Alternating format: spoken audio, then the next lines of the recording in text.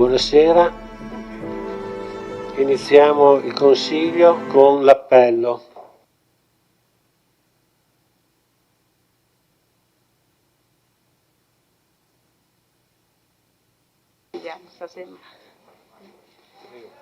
Andiamo. Bagliana Mirella. Presente. Bassetto Paolo. Bevilacqua Silvia. È assente. Arriverà? Arriva. Sì, l'ha scritto. Bortolotto Giulia.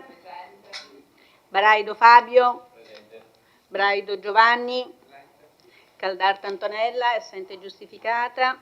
Carnelos Graziano, anche lui è assente giustificato. Cutifani Irene.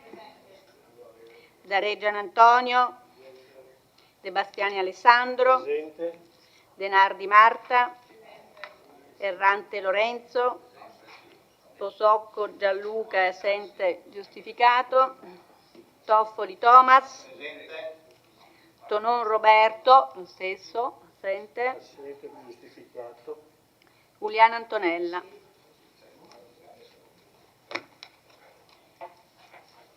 Diamino i Scrutatori, sì.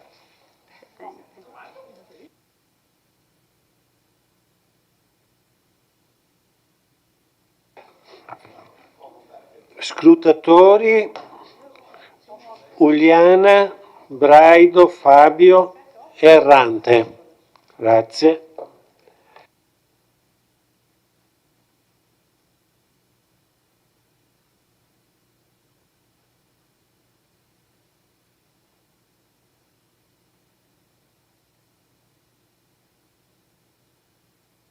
Ci sono comunicazioni? Come?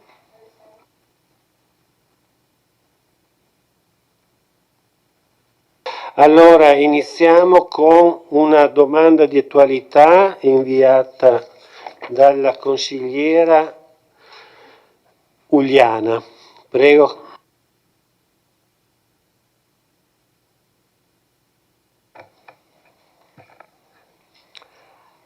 Allora, prima di fare la domanda d'attualità mi permetto di dire che ancora non mi è chiaro che cosa l'amministrazione intenda fare riguardo al nostro più significativo contenitore.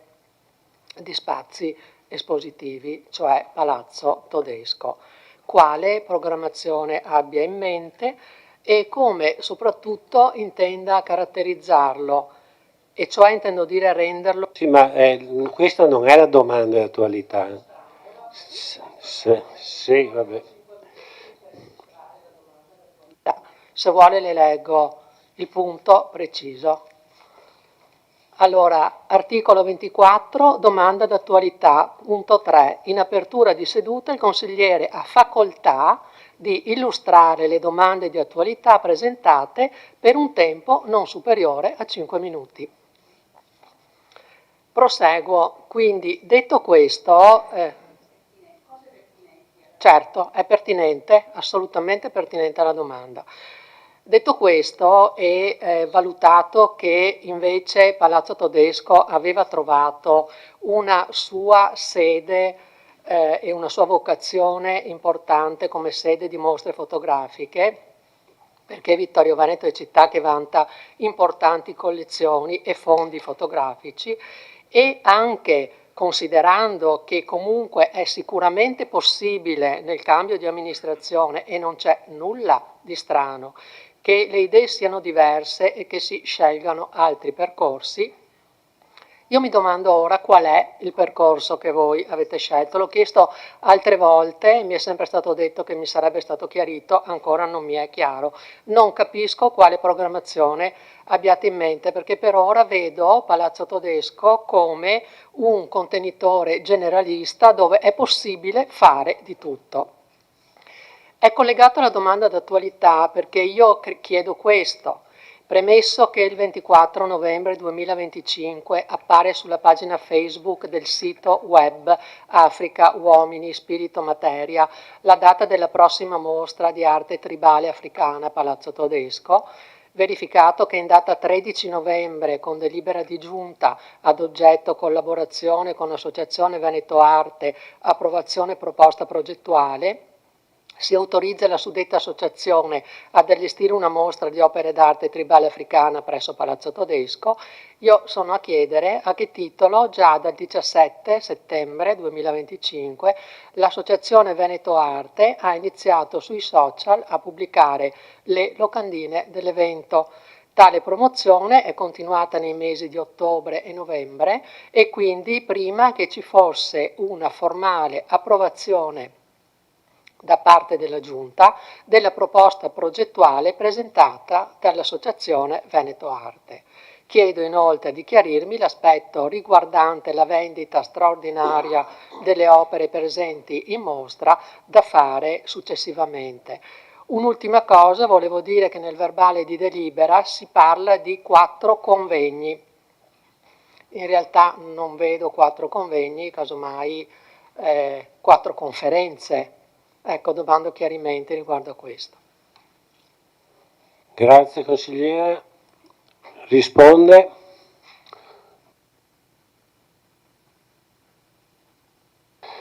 Prego, assessore.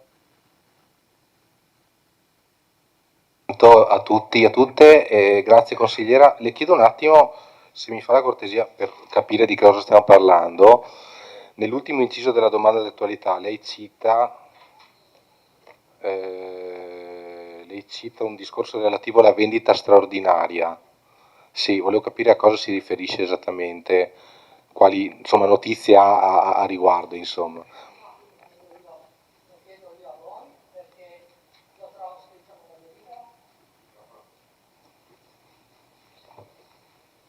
Ok, vabbè, riguarderò la delibera allora. Dunque, prendo atto innanzitutto, visto che ha fatto il cappello introduttivo su Palazzo Todesco, ma allora prendo atto della sua posizione. Intanto mi permetto di dire che non è che a Palazzo Todesco ora si faccia di tutto, perlomeno non in senso vagamente dispregiativo come lei lascia intendere. Certamente no, ovviamente, ci mancherebbe altro.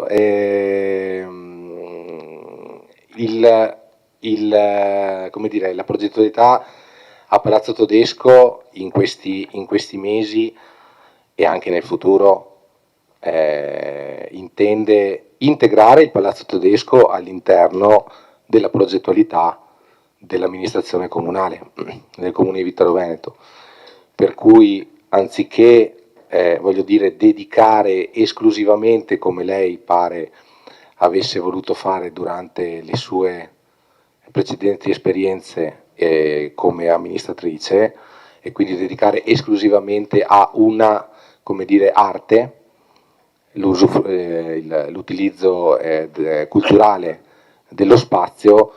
Ora invece si cerca, diciamo così, di integrare quanto viene proposto nel palazzo ai filoni culturali che a livello di amministrazione comunale si intende perseguire. Quindi voglio dire, quella che secondo lei è un'assenza di programmazione o di, diciamo così, unica, diciamo così, destinazione del palazzo, ai miei occhi invece è un qualche cosa che cerca di offrire una visione più organica dell'offerta culturale della città.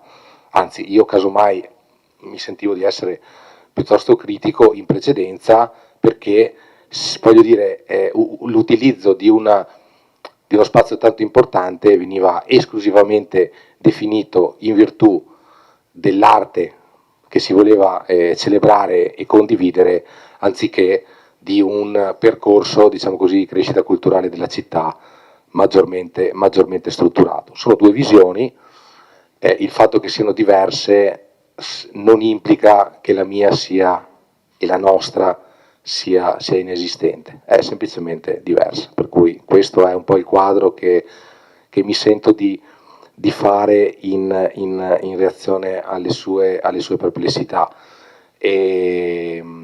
Abbiamo avuto il percorso quest'anno legato al progetto del fotografo Alessandro Bergamini, che si inseriva all'interno del concetto di resistenza. Abbiamo poi avuto un'esperienza legata al 100° di una importantissima, direi, realtà associativa della città, che è il Club Alpino Italiano. In questi mesi stiamo lavorando sul percorso culturale legato al gemellaggio con Crisiuma, e quindi giustamente anche il Palazzo Todesco diventa integrato all'interno di questo filone. Oggi abbiamo questa importante esposizione che è oggetto della domanda di attualità, che cerca, voglio dire, anche insieme ad altri eventi che sono stati organizzati da noi o da altre associazioni, di cercare di dare, come dire, una visione, se vogliamo, anche globale, legata alle differenze identitarie e all'incontro fra culture. E insomma già oggi a mezzo stampa, insomma, sono uscite alcune anticipazioni relativamente al percorso che ci porterà ad ospitare le Olimpiadi, quindi con ulteriori iniziative che vedranno il Palazzo Todesco come protagonista. Quindi ecco, e ne verranno altre già in programma, per cui non mi sento sinceramente di non avere una linea, anzi grazie per darci l'occasione per ribadire tutti questi aspetti. Per quanto riguarda la sua domanda di attualità, dunque, innanzitutto,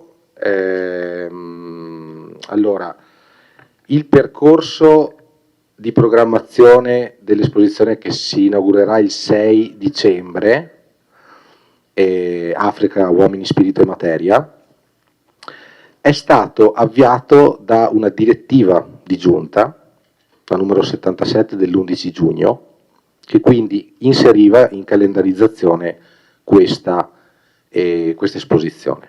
Ovviamente lei ben saprà che ci sono, voglio dire, diverse interlocuzioni che preparano una deliberazione di giunta, quindi chiaramente il percorso era stato adeguatamente condiviso con gli uffici comunali già 3 mesi prima, rispetto alle prime comunicazioni a mezzo social che lei ha notato e che ora riporta qui in Consiglio Comunale. L'associazione che si occupa dell'organizzazione ha ritenuto opportuno, anche ai fini comunicativi, avviare una promozione, chiaramente in assenza di una delibera che è stata approntata un paio di settimane fa.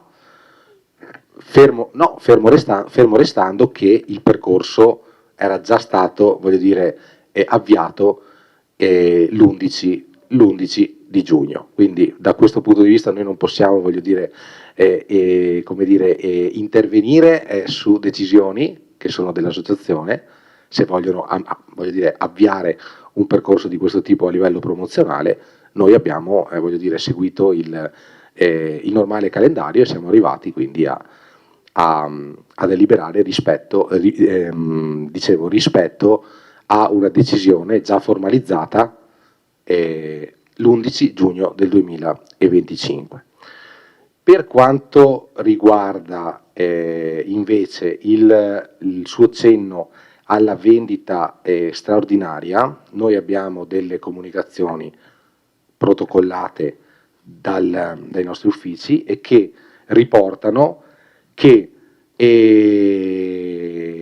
la vendita di oggetti artistici non avverrà ovviamente in momenti né in orari di apertura né collegata, diciamo così, all'esposizione, ha finalità sociali e quindi non a scopo di lucro, e comunque viene ribadito avverrà comunque in tempo e luogo diverso da quelli della mostra. Quindi anche da questo punto di vista ci sentiamo insomma di non avere alcun problema in tal senso, se è questo a cui si riferiva con la sua domanda di attualità. E basta, mi pare di aver risposto alle varie perplessità. Grazie. Prego consigliera per dichiarare la soddisfazione o meno. Soddisfazione può avere un consigliere nel sentirsi dire che ancora prima che ci sia una delibera di giunta che approva la collaborazione con un'associazione per un percorso progettuale, l'associazione liberamente inizia il suo percorso. Allora, se lei mi dice che questo è il vostro modus operandi, l'avete sentito tutti, anche voi consiglieri, non so se ne eravate a conoscenza. Non è così che ci si muove. No, non posso essere soddisfatta. Ho scoperto poi che non sapeva neppure, per carità, lei era presente in videoconferenza, magari le sarà sfuggito il giorno 13 dell'11, ma la domanda che lei mi ha fatto non sapeva neppure di questo discorso della vendita, probabilmente gli è stato fatto vedere ora. Insomma, io le direi di controllare le delibere che vengono dove c'è anche il suo nome. No, non sono soddisfatta di quello che ho appreso, per nulla. Ok, non...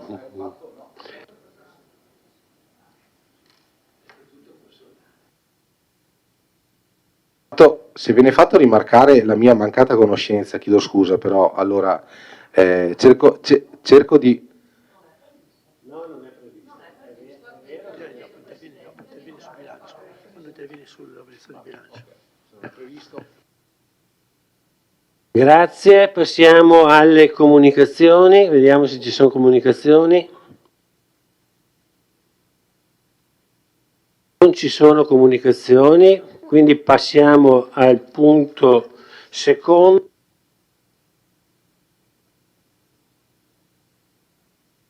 Bilancio di previsione triennio 2025-2027, variazione numero 8.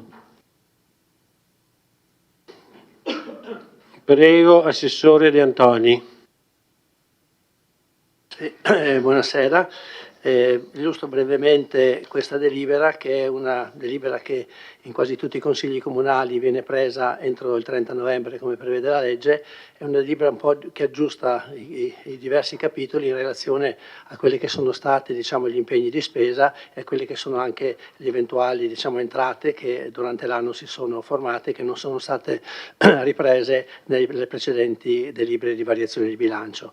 In commissione abbiamo illustrato dettagliatamente, diciamo, tutti i dati e avevamo concordato appunto di riprendere qui in consiglio con i dati un po' riassuntivi che vi riporto brevemente, Chiaramente c'è una parte di variazione di bilancio riguardante le entrate di parte corrente che assommano complessivamente a 43.000 euro. I rotti non li leggo, ma penso che per guadagnare un po' di tempo. E per quanto riguarda invece questi 43.000 euro, 26.000 riguardano un rimborso dell'ufficio unico di avvocatura e 16.000 sono dei contributi ministeriali per la biblioteca e il sistema bibliotecario vittoriese. Per quanto riguarda le spese correnti, il totale complessivo delle spese di parte corrente sono 68.000 euro, quindi sono cifre anche abbastanza modeste, e le voci sono numerose, comunque 6.700 per ristorazione scolastica e asilo nido, 700 euro per contributi a attività culturali e borse di studio, 1.000 euro per trasferimento all'ambito sociosanitario per cofinanziamento dei progetti invecchiamento attivo, 18.000 per contributi minimo vitale, 5.800 per trasferimento all'USL di minori in tutela, 1.000 euro per l'IRAP, 12.000 euro per acquisto materiale per la biblioteca, 4.500 euro per spese per il funzionamento del servizio bibliotecario vittoriese, 3.684 euro per spese della promozione della biblioteca, 2.500 assistenza software in uso alla polizia locale, 500 euro spese di gare d'appalto, 16.000 maggiori spese per la gestione del calore, 700 euro per maggiori spese energetiche,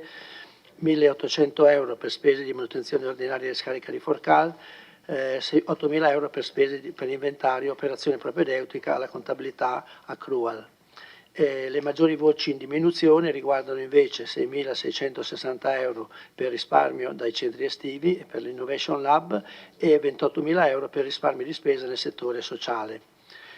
Quindi complessivamente le due voci si pareggiano, perché quando poi vedrete l'applicazione dell'avanzo di amministrazione c'è una quota di 25.096 euro che erano accantonate per spese correnti nell'avanzo di amministrazione e vanno quindi a rendere in pareggio le entrate e le spese correnti. Per quanto riguarda invece le entrate in conto capitale, le spese in conto capitale, le maggiori spese riguardano 120.000 euro per l'acquisto del patrimonio letterario e iconografico del librettista Lorenzo da Ponte, 30.000 per il DIP, che sarebbe per il DIP dell'illuminazione pubblica, che è il documento di indirizzo alla progettazione dell'illuminazione pubblica, 130.000 euro per lavori sui mobili dell'ex caserma Gotti, poi ci sono, scusate che ho perso il segno, 15.000 euro per lavori di recupero dell'efficientamento energetico del museo Bacco da Seta, 40.000 lavori straordinari di messa in sicurezza della discarica di Forcal. Ci sono poi delle minori spese che riguardano 15.000 euro manutenzione straordinaria del Teatro da Ponte, 10.000 per realizzazione di struttura coperta per manifestazioni sportive e 15.000 euro per interventi su edifici di interesse culturale. Come dicevo, abbiamo applicato una parte dell'avanzo di amministrazione disponibile per 335.000 euro e una parte dell'avanzo accantonato per spese correnti di 25.096. Questo velocemente è tutta la parte che riguarda questa variazione di bilancio, che come dicevo è una variazione che in qualche modo tiene conto di quello che è successo nell'ultimo periodo e in qualche modo cerca di evitare il più possibile, insomma, che le somme che sono ancora disponibili vadano poi a finire nel conto consuntivo come avanzo di amministrazione. La delibera chiaramente nel dispositivo approva la variazione di competenza e di cassa del bilancio di previsione e dà atto che vengono rispettati i vincoli di utilizzo dell'ente, che viene mantenuto il pareggio finanziario e gli equilibri di cui agli articoli vari e quindi che il fondo di cassa è assolutamente non negativo. Questa è in poche parole la delibera di variazione di bilancio che vi sottopongo per il vostro esame. Grazie. Allora l'assessore ha illustrato la delibera. Apro la discussione.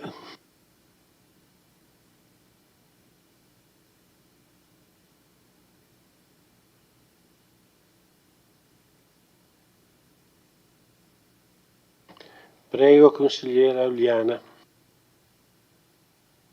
Allora, nella spesa parte conto capitale emergono questi 120.000 euro per l'acquisto del patrimonio letterario e iconografico del librettista Lorenzo da Ponte, cosa di cui si era già abbondantemente parlato il 24 del 4, quando avevamo discusso l'atto di indirizzo politico in merito all'acquisizione. In quel contesto io ricordo che avevo chiesto lumi soprattutto circa un punto fondamentale, secondo me, del considerato, e cioè dove si diceva che, rispondente all'interesse pubblico della città, far sì che un patrimonio culturale di tale entità e valore resti a Vittorio Veneto, collocandolo in un luogo adatto a renderlo fruibile al pubblico, nonché a valorizzarlo nei modi più idonei, costruendo su di esso esperienze didattiche, progetti editoriali, attività culturali e teatrali. Ricordo che all'epoca avevo chiesto quale poteva essere questo luogo idoneo e che tipo di progettualità si intendeva mettere in cantiere per la valorizzazione di questo fondo e quindi la necessità del suo acquisto.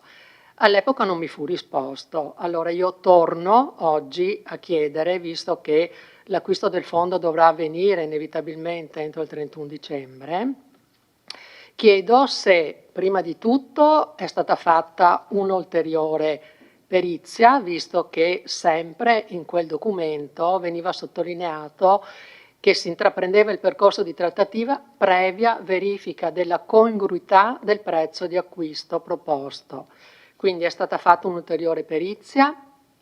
Se sì, di che cosa si è trattato, quali risultati ha portato e soprattutto dopo l'acquisto di questa biblioteca da Pontiana, che sappiamo è costituita da 900-950 titoli, il luogo avete deciso dove verrà collocata?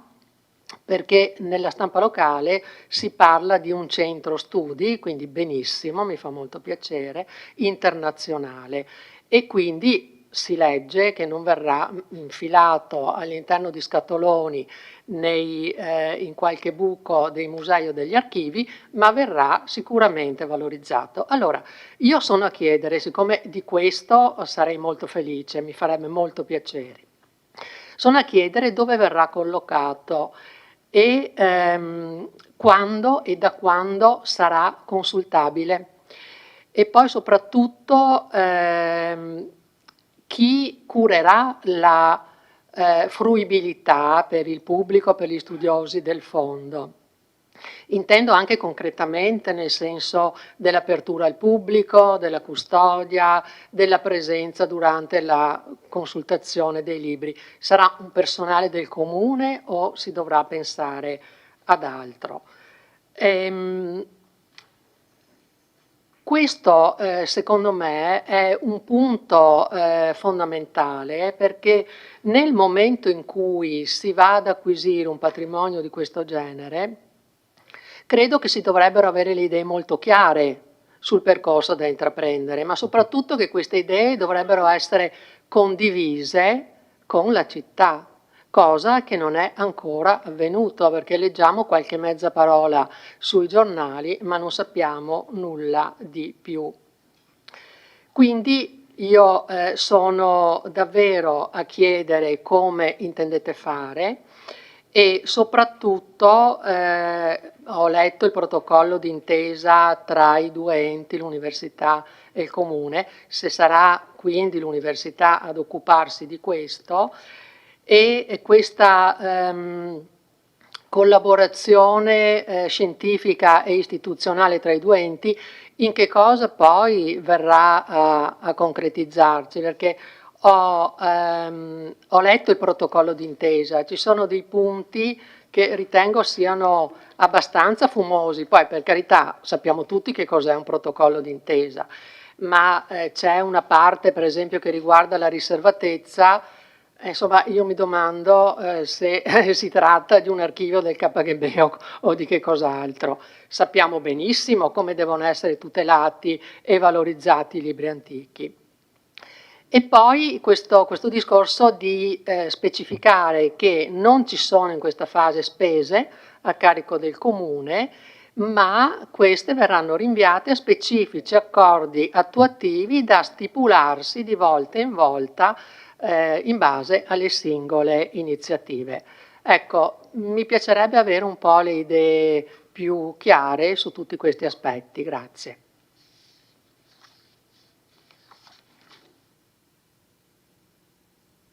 Grazie, vediamo se ci sono altri interventi.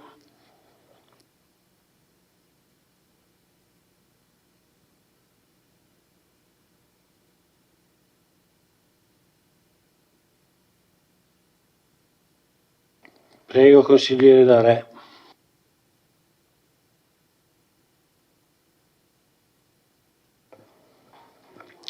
Grazie Presidente, buonasera. No, chiedo i 30.000 euro del DIP, illuminazione pubblica. Questo sono 30.000 che voi, che lei Assessore, ha chiaramente messo nel piatto per un discorso di fattibilità.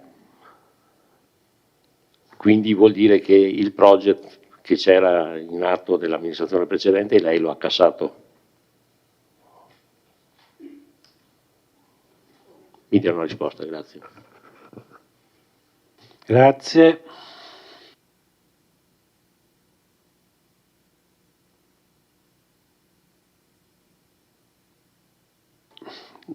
La parola al consigliere Bassetto, prego. Grazie Presidente, solo una domanda. Forse mi è sfuggita l'altro giorno in Commissione Bilancio. 15.000 euro di interventi su edifici di interesse culturale. Riuscite a specificarmi di cosa si tratta? Grazie.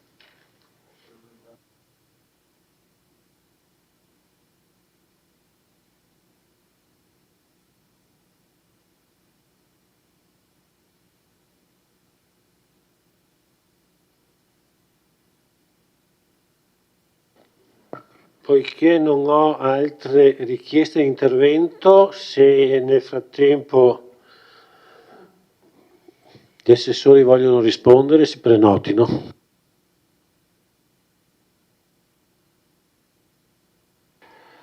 Allora risponde l'assessore De Antoni, immagino alla richiesta del consigliere Darè. Sì. Una precisazione anche alla consigliera Uliana. Noi adesso, a seguito anche dell'atto di indirizzo che, come ricordava lei, con delibera di Consiglio Comunale si era espresso il Consiglio, no, per l'acquisto di questo patrimonio librario, noi adesso ci mettiamo i soldi, no? I soldi quanti sono? Sono 120.000, come era già emerso nei mesi scorsi, ma soprattutto a seguito del parere di congruità che è stato espresso dal tecnico esperto che noi avevamo indicato. Quindi i soldi sono lì e adesso dovremo procedere alle ulteriori trattative, alla trattativa finale, insomma, con la stipula del contratto, eccetera. Quindi noi adesso abbiamo voluto mettere in bilancio queste risorse per confermare quello che era l'impegno preso in Consiglio e adesso ci sono le procedure e anche la parte progettuale per quanto riguarda l'utilizzo, le richieste che faceva lei prima, che adesso poi l'assessore alla cultura chiarirà. Per quanto riguarda la richiesta del consigliere Darè, come abbiamo cercato di spiegare anche durante la commissione, questo DIP è un documento di indirizzo progettuale, riguarda appunto gli impianti di illuminazione pubblica. Su questo tema, come ha ricordato il consigliere, c'era un avvio di project financing che la precedente amministrazione aveva avviato, quindi arrivando anche alla presentazione da parte di una società di una proposta di massima per avviare questo project.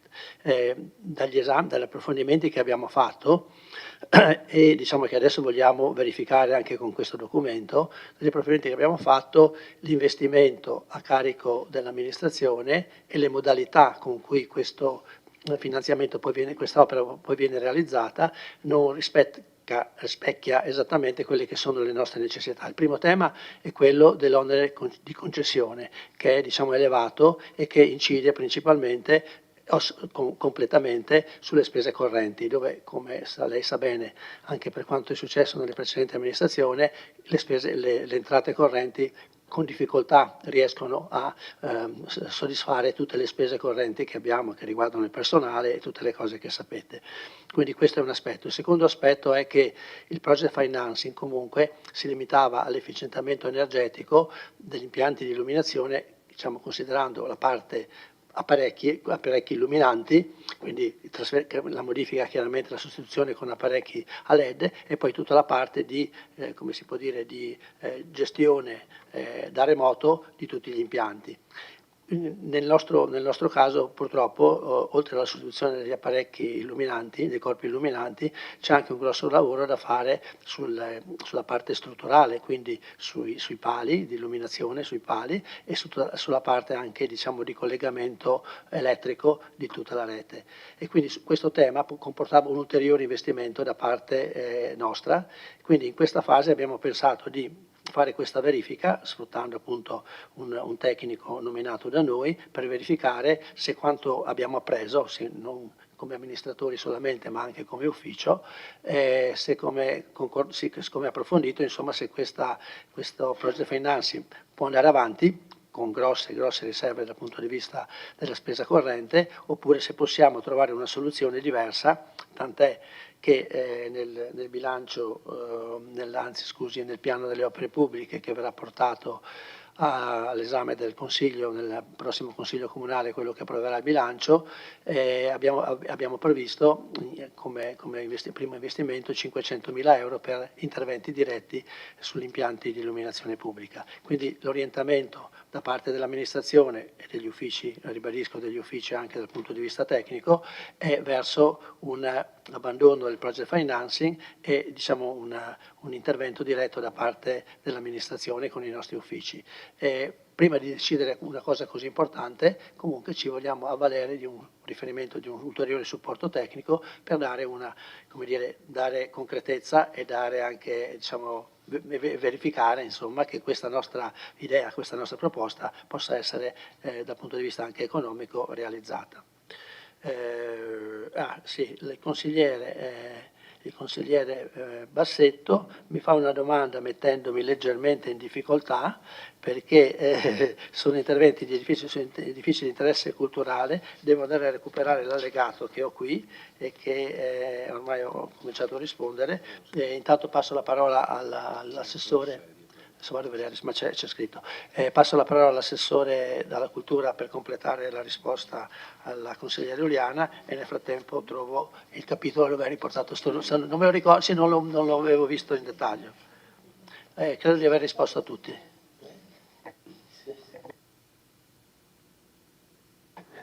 Grazie Assessore De Antoni, la parola all'Assessore Padoan, prego. Grazie.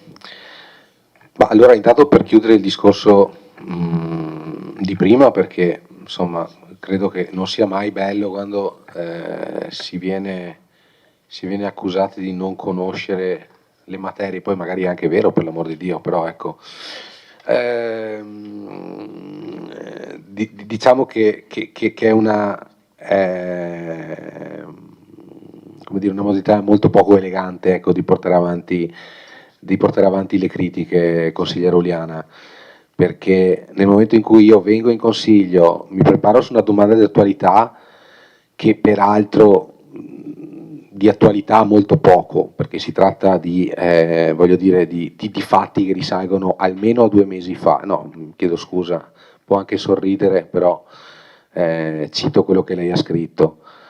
E mi preparo, lo cito correttamente, l'ho citato correttamente, mi permetto anche di appunto confrontarmi con gli uffici per ricercare gli scambi avvenuti attorno all'organizzazione di questa mostra, recuperando ovviamente con precisione gli scambi che trattavano del tema di questa appunto cosiddetta vendita straordinaria, e mi ritrovo ad essere accusato di non sapere di che cosa si sta parlando. Ecco, questo Questo è abbastanza scorretto, devo dire la verità, così come è scorretto anche far passare l'idea che si lavori con, come dire, con approssimazione, perché se una giunta in una riunione avvia tramite una direttiva un percorso, ok? Implica ovviamente l'avvio di tutta una serie di interlocuzioni con le associazioni che collaborano poi alla concreta realizzazione di un'iniziativa, e nel momento in cui l'associazione, ripeto, in modalità del tutto autonoma sceglie, tra virgolette, diciamo così, a propria responsabilità di avviare la promozione, questo non implica in nessun modo una negligenza da parte dell'amministrazione comunale. Quindi chiedo scusa, però veramente mi pare soprattutto, guarda, ma poi potete anche replicare su questo, e mi permetto anche di sottolineare che queste sono situazioni che possono, voglio dire, come, scusi?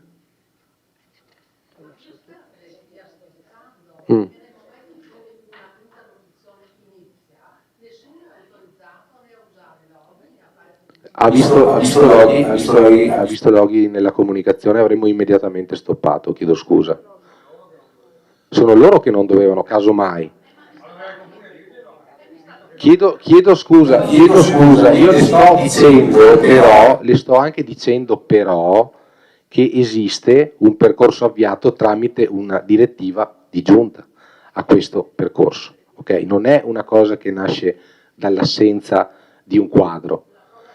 Detto questo, poi mi potrà rispondere nuovamente, ok? Io credo sinceramente che vi sia, come dire, anche un tentativo di creare, diciamo così, una sorta di fumus attorno a un'iniziativa che invece è chiara. Torno sulla questione della variazione di bilancio. Allora, innanzitutto ovviamente, come ha risposto l'assessore De Antoni, sì, è stata eseguita ovviamente una perizia di congruità che appunto attesta la piena congruità della valutazione che era stata inserita in proposta d'acquisto all'amministrazione comunale. Ovviamente la variazione, come ha detto anche l'assessore De Antoni, serve per poter portare avanti la chiusura, diciamo così, dell'operazione. Nel precedente Consiglio Comunale, lei ha citato il 24 aprile, se non sbaglio, giusto? Sì. Del Consiglio Comunale, quando discutemmo, insomma, in sede di approvazione dell'atto di indirizzo del percorso, io ricordo che soprattutto dal suo gruppo, diciamo così, c'erano state delle critiche riguardo all'assenza di progettualità attorno a questo percorso, che credo nel tempo siano state adeguatamente, voglio dire, a cui abbiamo dato adeguatamente risposta, nel senso che abbiamo avviato un percorso in collaborazione anche con la Regione Veneto, attraverso l'inserimento dei progetti legati alla figura di Lorenzo da Ponte, che stiamo vedendo in quest'anno e che vedremo anche l'anno prossimo, appunto tramite l'inserimento all'interno dei grandi eventi della Regione. Abbiamo quindi avviato un percorso molto concreto su cui abbiamo lavorato tanto e stiamo lavorando tanto, e al fine appunto di portare avanti una progettualità solida, legato anche ovviamente all'acquisizione del fondo, anche per motivare, se vogliamo, l'importanza di questa mossa che l'amministrazione comunale ha deciso di fare su indirizzo del Consiglio Comunale, e che mi permetto di dire è, voglio dire, un passaggio di cui già vedremo i primi segni già quest'anno, in realtà, poi con l'esposizione che è prevista in Galleria Civica, con inaugurazione il 20 dicembre, con il protocollo d'intesa che lei stessa ha citato. Protocollo d'intesa che evidentemente rimanderà poi accordi attuativi anche per definire le singole iniziative che verranno portate avanti.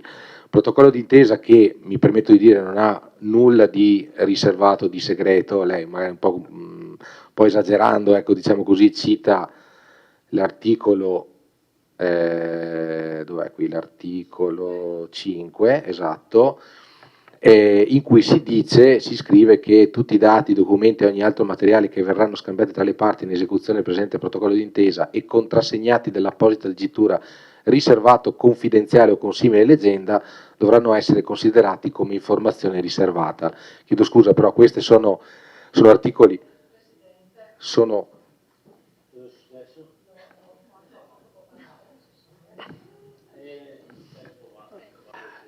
No, mi rivolgo a lei e anche al consigliere Darè. Voi in questo anno e mezzo io penso di non aver mai interrotto nessuno, perché se si sfora di 1 minuto o 2 mi sembra che insomma ci troviamo una volta al mese, non ci sia, e non ho mai fatto preferenze né per una parte né per l'altra. Ci sono le registrazioni della tenda TV, possiamo verificarle. Prego.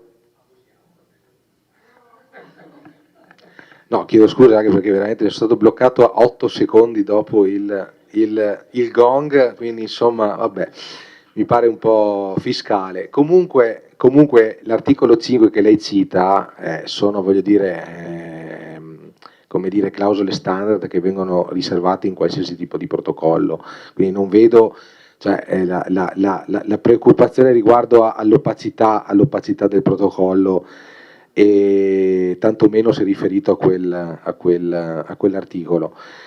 E infine, per quanto riguarda la collocazione, che è sicuramente importante, così come le questioni che solleva relativamente alla custodia, allora abbiamo delle idee già in fase ampiamente vagliate. Non crediamo sia giusto ora anticipare, perché mancano ancora alcuni dettagli che vanno definiti, però abbiamo sicuramente la risposta a quella che è la sua preoccupazione, quindi un luogo di pregio, un luogo adatto anche alla funzione di centro studi. Dobbiamo ancora fare le ultime verifiche, però mi sento di dire che anche da questo punto di vista, insomma, assicurare che anche da questo punto di vista si avrà una soluzione assolutamente degna dell'importanza del patrimonio che la città si accinge ad acquisire. Grazie. Grazie.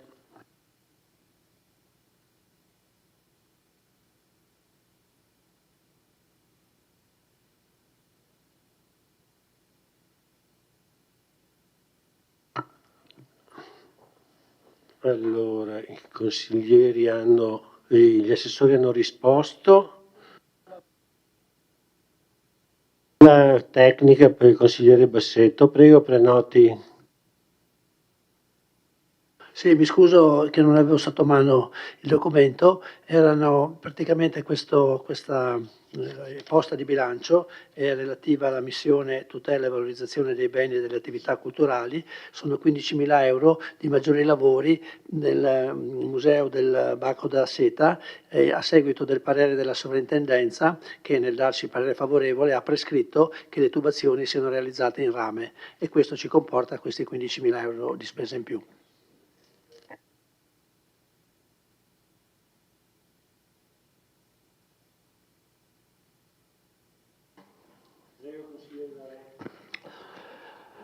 Sì, ho capito che questa importante mostra dell'Africa che vedo qua il 6 dicembre, quindi San Nicolò, è un dono alla cittadinanza e quindi grazie, ringraziamo per questo. Entro nel merito però del discorso dell'intervento per quanto riguarda l'illuminazione, che è quella che mi piace di più. Credo che 500.000 euro non faccia tante cose se nel suo intento vuole cambiare fari, illuminazione, cavidotti e quant'altro. Credo che questo riguardi una piccola parte della città, perché sappiamo benissimo quanti sono i punti luce e sappiamo benissimo le difficoltà che ci sono nella manutenzione di tutto ciò. Credo che alcune aree, forse con un project, si poteva scegliendo chi volete, attenzione perché il project poi si va a gara, chiaramente non è che ho delle indicazioni particolari, però credo che questo fosse un intervento che la città abbia bisogno. Ci sono delle vie che sono sinceramente estremamente pericolose. Attenzione, non è che si fa questi interventi in un'amministrazione, sono interventi che è una manutenzione comunque ordinaria che viene fatta all'interno del Consiglio Comunale dalle varie amministrazioni che si succedono. Quindi credo che prego che ci sia una valutazione anche prima di cancellare, diciamo, perché ci sono delle aree magari che si possono fare cambiando solo, diciamo, l'illuminazione, altri no, altri vanno sicuramente presi in considerazione con il cambio, diciamo, proprio di tutto l'impianto dell'illuminazione. Quindi questa è la mia preoccupazione. Poi per il resto credo che insomma, è una manutenzione che viene fatta e si deve fare, però ci sono alcuni punti che potrebbero essere migliorati solo con il cambio, quindi farlo anche parziale credo che possa essere utile per tutti.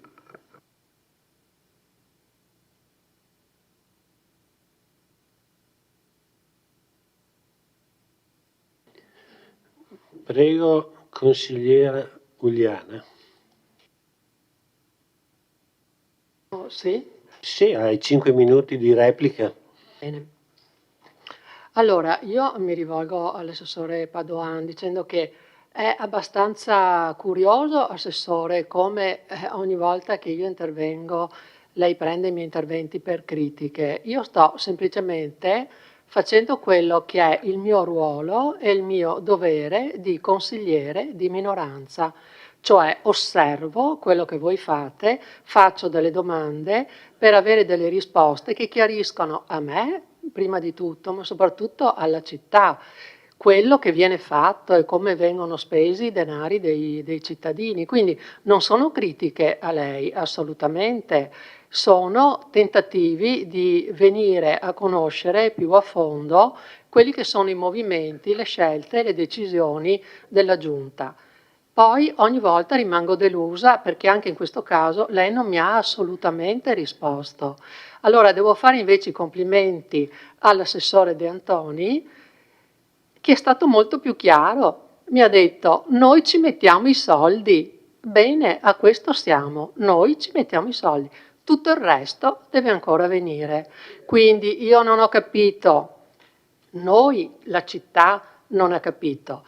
La congruità mi ha detto che è stata fatta un'ulteriore perizia e ci fidiamo sul fatto che il prezzo sia congruo. Non abbiamo capito perché probabilmente non siete ancora riusciti a mettere a punto questa strategia per riuscire a trovare un luogo dove collocare questo ingente, prezioso materiale.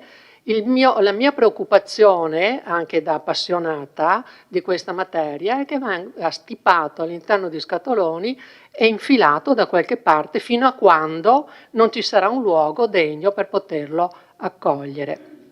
E poi lei mi risponde che le mie critiche sulle progettualità, io ho ben visto quello che state facendo intorno alla figura di Da Ponte e mi fa piacere che la città si stia muovendo in questo senso, ma io non mi riferivo alla progettualità sull'organizzazione di mostre, convegni, concerti, eccetera. La progettualità della quale volevo aver contezza e chiarezza era quella riguardo alla destinazione, all'uso, alla fruizione di questo fondo che stiamo andando ad acquistare.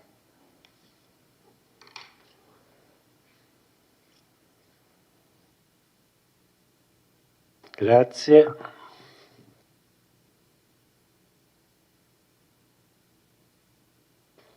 Bene, se non ci sono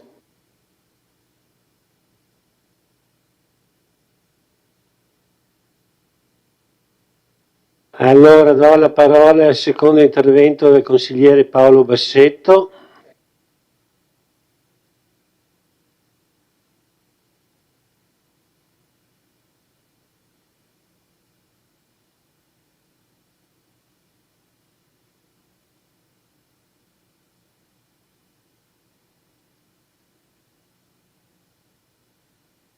Scusate consiglieri, come bene.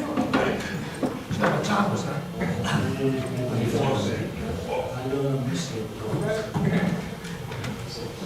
Consigliere Bassetto.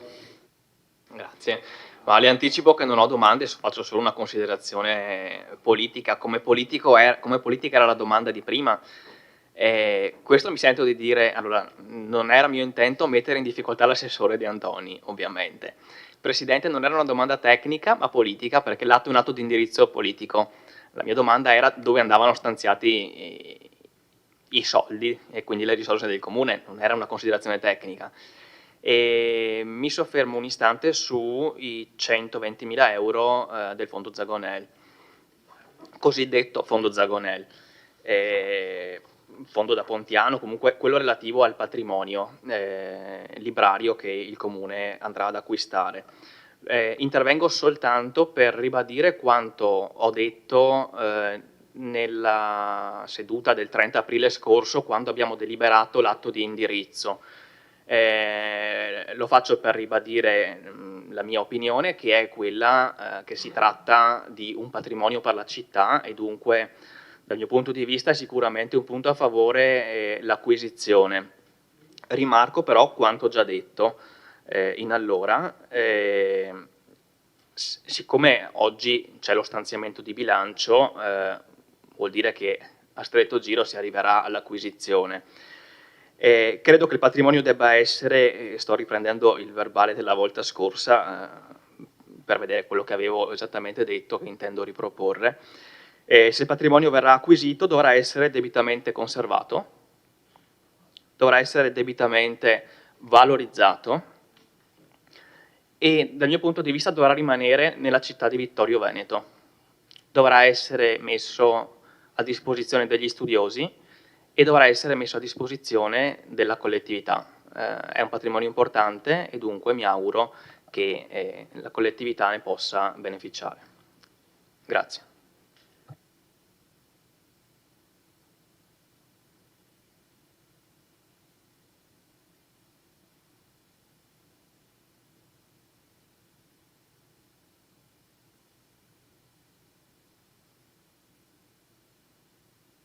Allora, adesso sarebbero finiti i giri di interventi. Vedo che ci sono i due assessori che chiedono di intervenire, immagino per precisare richieste dei consiglieri. Prego di essere più succinti possibile e do la parola all'assessore De Antoni.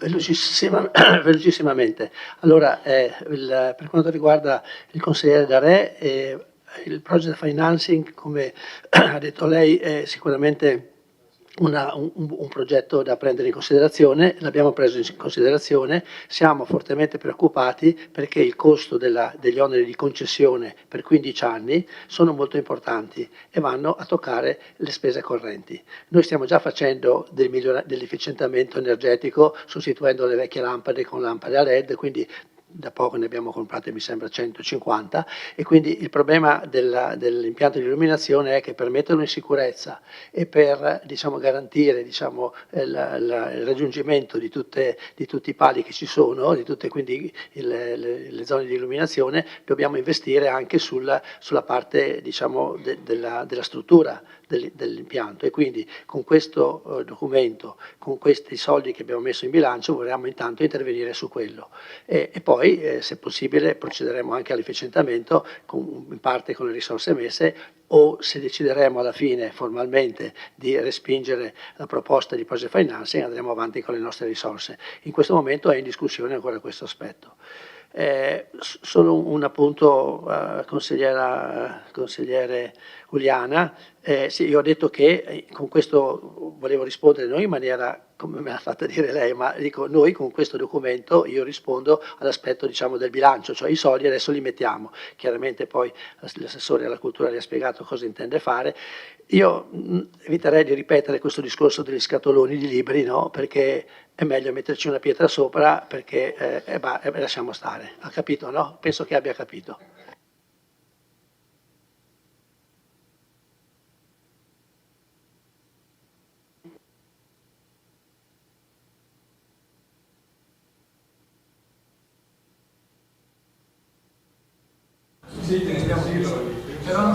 mettevano solo, perché se, scusate, solo per capirci, se mettevano solo le lampade e basta, cavolo, non proprio frenarsi per fare il caminotto, perché non fa di nuovo. È la prima cosa da fare. Bene, questo può essere oggetto di confronto in commissione. Vedo che ha chiesto la parola l'assessore Padoan, raccomando anche lui se può essere il più succinto possibile. Succintissimo. Allora, consigliera, guardi, massimo rispetto da sempre nei confronti del ruolo dei consiglieri comunali, ovviamente, e tanto più quelli di minoranza, perché quello che lei ha detto è assolutamente corretto. Non, voglio dire, la invito a non scendere, ecco, sul personale, con considerazioni riguardo il sottoscritto, riguardo agli approcci che il sottoscritto ha nei confronti delle richieste, perché io, voglio dire, sono appassionato di politica, si cerca di farla, si ragiona in termini politici. Quando io mi sono permesso di citare la precedente seduta di consiglio con le critiche che erano state avanzate relativamente alla mancanza di progettualità, peraltro le dico, ricordo benissimo di aver detto il gruppo politico di cui lei fa parte, perché io cerco di ragionare in questi termini, e tra l'altro le posso dire che non era nemmeno stata lei a esporre questo tipo di critica in quella sede. Si cerca di fare politica, ovviamente rivolgendosi al Consiglio Comunale e voglio dire, sia tramite i verbali sia tramite le dirette televisive ai cittadini, per cercare di fare chiarezza. Tutto qui. Lei chiede chiarezza, io cerco di darla. Se le mie risposte le paiono evasive è perché non abbiamo ancora tutti i dettagli da dare, e sarebbe imprudente e quindi irrispettoso anticipare in questa sede, oltre che sbagliato, scelte che verranno definite a breve. Il discorso di Da Ponte e del progetto da Pontero l'ho citato proprio perché io ricordo che in quella seduta di consiglio mi ero permesso di rispondere al suo collega che avevamo delle idee, e nel giro di pochi mesi queste idee sono state portate avanti, per cui si cerca di rimanere evasivi pur sapendo di essere, voglio dire, in un percorso di lavoro molto, molto, molto serrato. Non si anticipa nulla, non si vende la pelle dell'orso con anticipo, però si cerca di annunciare e di anticipare quanto più è in disposizione dell'amministrazione comunale. Tutto qui. E poi mi rivolgo al consigliere Bassetto ringraziandolo del memento, ma io credo che sia assolutamente condiviso che il patrimonio sia, come dire, ovviamente in primis della città e quindi deve essere usufruibile, e al tempo stesso, appunto tramite anche il protocollo d'intesa che citava la consigliera collega, ovviamente si cerca di inserire, no, il patrimonio, fermo restando la proprietà, fermo restando il luogo, però inserirlo a livello promozionale e divulgativo all'interno di reti di studiosi che possano poi eventualmente costruirci dei progetti scientifici o divulgativi, però chiaramente sede e proprietà sono indiscutibilmente del Comune di Vittorio Veneto, così come anche l'accessibilità dello stesso. Grazie. Grazie. Vediamo se ci sono altri consiglieri che vogliono intervenire, altrimenti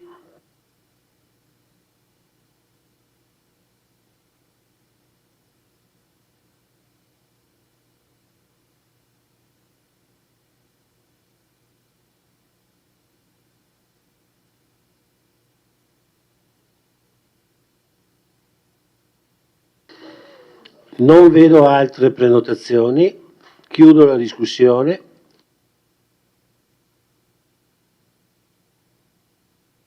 Apro la votazione. Dichiarazione di voto, se qualcuno vuole fare la dichiarazione di voto.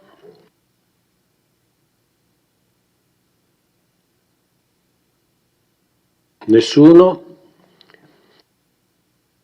Apro la votazione.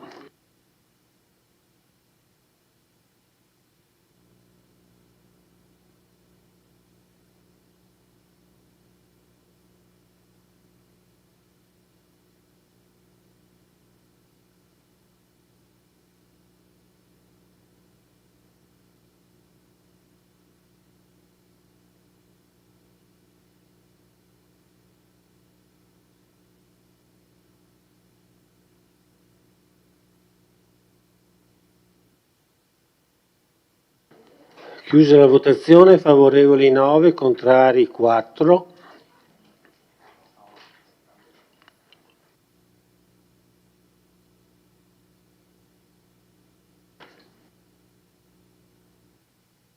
Votiamo l'immediata esecutività.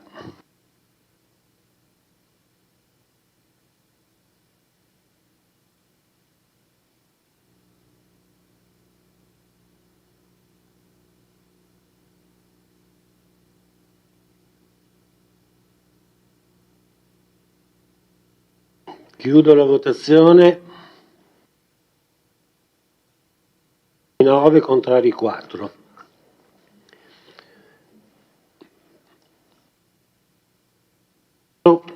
Passo al punto numero 3, variante numero 2, il piano degli interventi per la riclassificazione urbanistica di un'area in zona industriale a San Giacomo di Veglia, tra la linea ferroviaria e la futura viabilità di accesso sottopasso di via Callarga.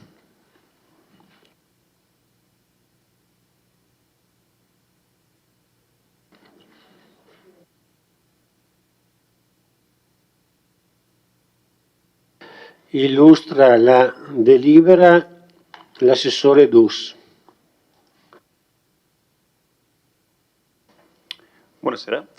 Sì, illustro brevemente la delibera, poi passo la parola alla dirigente del settore tecnico, l'architetto Maddalosso. Questa è la seconda parte di un percorso avviato già alcuni mesi fa riguardante una variante urbanistica di un'area industriale a San Giacomo di Veglia. Questa qui è siamo nella fase di approvazione dopo aver fatto naturalmente l'adozione e aver ricevuto i vari pareri. Mi preme solo sottolineare una cosa. Ho letto alcuni articoli sul giornale sul fatto che si va a vendere un'area verde. È corretto dire che è un'area verde, però c'è da chiarire che si tratta di un verde di rispetto alberato su viabilità di progetto, cioè è un verde che è obbligato ad essere realizzato se c'è una viabilità. Se non c'è la viabilità non c'è neanche il verde. In pratica, se io faccio una strada ci devo pensare di fare degli alberi ai lati della strada, e quello è la porzione di verde. Se voi adesso andate in quell'area industriale che tutti noi conosciamo perché si trova poco prima dell'ecocentro comunale, quell'area non può essere naturalmente giudicata area verde perché come sappiamo tutti è compromessa da molto tempo. Ci tenevo a questa precisazione, altrimenti magari ci possono essere dei fraintendimenti. Lascerei invece la parola alla dirigente dell'architetto Maddalosso per illustrare il resto della delibera. Grazie.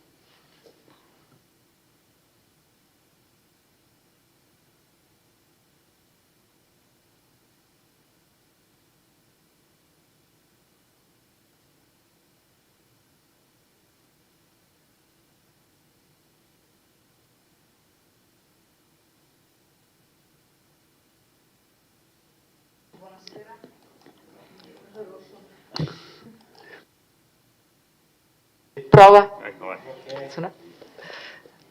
Buonasera, stiamo parlando della variante 2 al piano degli interventi per la riclassificazione urbanistica di un'area in zona industriale a San Giacomo di Veglia, tra la linea ferroviaria e la futura viabilità di accesso del sottopasso di via Callarga. La variante viene fatta ai sensi dell'articolo 35 della legge regionale 11 del 2010, articolo 18, sempre della legge 11 ma del 2004. La variante è stata adottata con delibera di Consiglio Comunale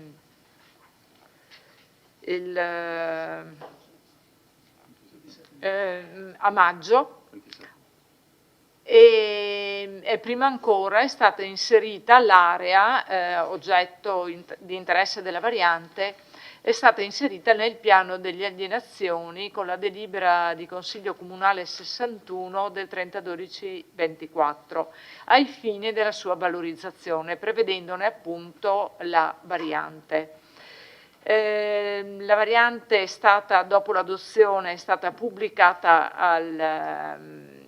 all'albo e nei successivi 30 giorni non sono pervenute osservazioni. Vorrei scorrere velocemente gli elaborati tecnici che la evidenziano e successivamente i pareri. Allora, l'area di interesse è proprio tra via Callarga, la strada l'attuale via Callarga e la linea ferroviaria. Interessa tra l'altro interessa anche la futura realizzazione del sottopasso ed è stato inserito appunto nella cartografia della variante il perimetro esterno della viabilità di progetto come risultante dal documento preliminare alla progettazione, dove sono state appunto inserite la viabilità e tutte le aree verdi e le fasce di progetto, compresa quindi anche la rotatoria che nell'ipotesi progettuale dovrebbe essere realizzata e ricade anch'essa nell'area di proprietà, in parte nell'area di proprietà comunale. L'area di proprietà comunale è appunto quella relativa ai mappali 656, non so se vedete, questa praticamente la parte, tutta questa, se vedete il mouse, tutta la parte che va dalle attuali strade fino alla ferrovia.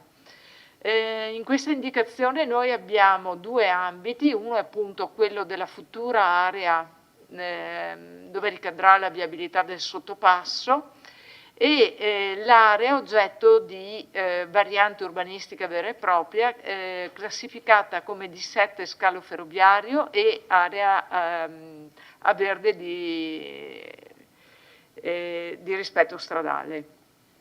E la variante consiste appunto nella modifica di queste due zonizzazioni in zona produttiva D2, zone produttive di completamento, e con le indicazioni specifiche previste per la zona produttiva di cui all'articolo 58 delle norme tecniche di attuazione. Ecco, in questo disegno vediamo appunto la sovrapposizione tra la zona ferroviaria, la D7 scalo ferroviario, e l'area a verde di rispetto stradale, che era questa qui. Questa linea che vedete, questa era praticamente l'indicazione di massima di quella che era il sottopasso. A seguito appunto del documento preliminare alla progettazione è stato indicato con l'esattezza individuata dal documento la nuova area stradale. L'area, possiamo ritornare nella delibera, l'area quindi a seguito dell'adozione è stata riclassificata in zona D2, zona produttiva, e ne sono stati acquisiti i pareri. I pareri che tutti favorevoli e uno con una limitazione. Abbiamo acquisito quindi il parere della compatibilità idraulica favorevole, del genio civile, della compatibilità sismica favorevole, sempre del genio civile, assumendo però anche le indicazioni date, indicazioni e prescrizioni date dalla Regione e dalla difesa del suolo, che sostanzialmente dicono quanto segue. In fase esecutiva, quindi passando da una zona di 7, una zona verde di rispetto stradale, a una zona produttiva, ne è prevista l'edificazione. Quindi nella fase esecutiva di edificazione tutti gli interventi previsti dalla variante è necessaria la predisposizione di opportune verifiche, con particolare attenzione alla determinazione dei parametri sismici necessari alla progettazione. Sostanzialmente, essendo una zona sismica attenzionata per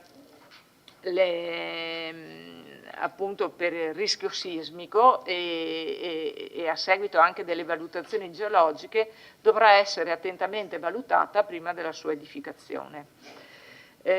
Quindi la variante come proposta, sì, se ne propone l'approvazione. Io avrei finito.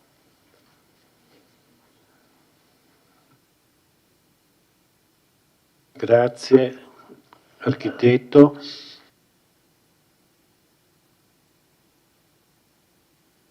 Se l'assessore non ha ulteriori precisazioni, posso dichiarare aperta la discussione.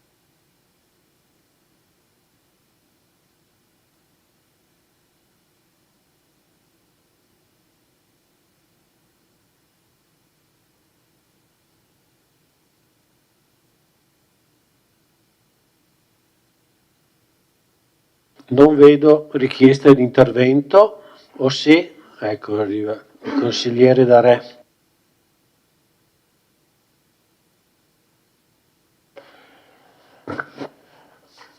Su quest'area, no? Perché è chiaro il sottopasso che a noi è cara, a qualcun altro un po' meno, parlo con l'assessore De Antoni,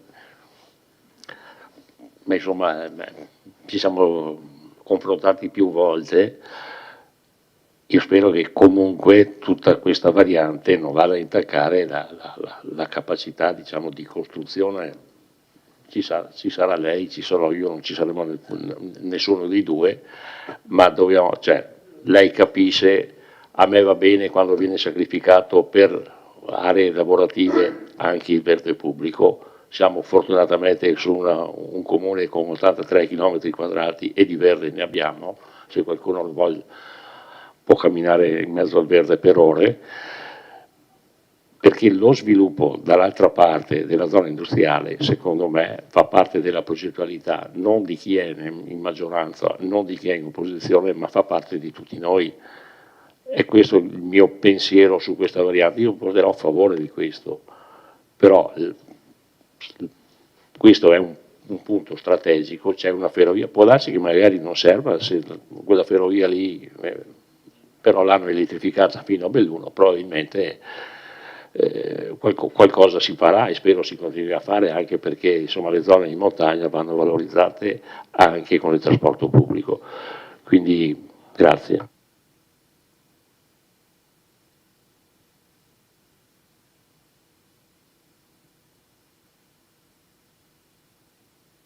Grazie consigliere Darè. Invito a prenotarsi se avete qualcuno vuole intervenire.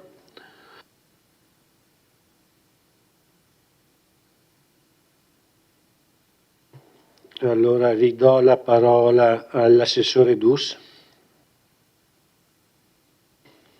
Sì, era per dare delle precisazioni a quanto giustamente ha chiesto il consigliere Darè, e che sono state anche le nostre di preoccupazioni, quindi quelle di tutelare un'eventuale previsione di realizzazione di un eventuale sottopasso, che sappiamo che ad oggi ha i costi che ha, però essendo un'area strategica e anche un'opera strategica comunque, quell'area lì viene fatta la variante per questioni urbanistiche, per uniformare dal punto di vista urbanistico, ma naturalmente rimane fuori da qualsiasi altro ragionamento, ecco, futuro, perché va tutelata quell'area lì.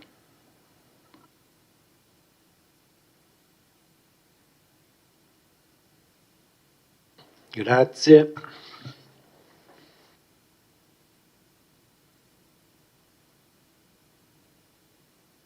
Mi sembra che non ci siano altri interventi, quindi dichiaro chiusa la discussione.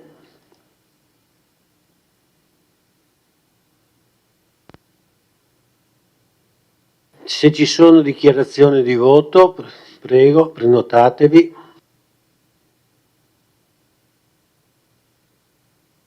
Non vedo nessuna dichiarazione di voto, quindi passiamo alla votazione.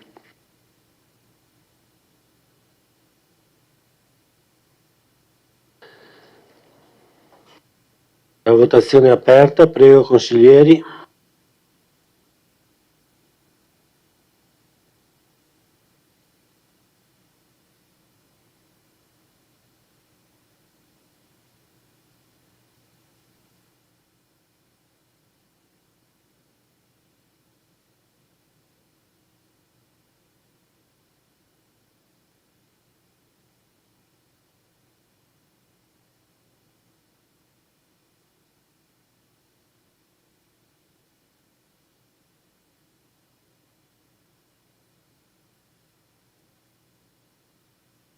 Bene, Toffoli, il consigliere Toffoli ha votato, Uliana ha votato e Natalia ha votato. Quindi chiudo la votazione.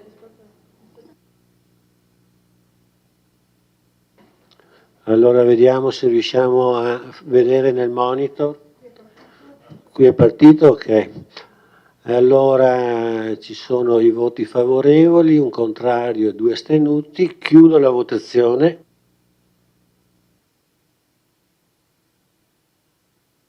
La delibera è approvata con 11 voti favorevoli, 2 astenuti e un contrario. Abbiamo l'immediata esecutività. Non serve, molto bene.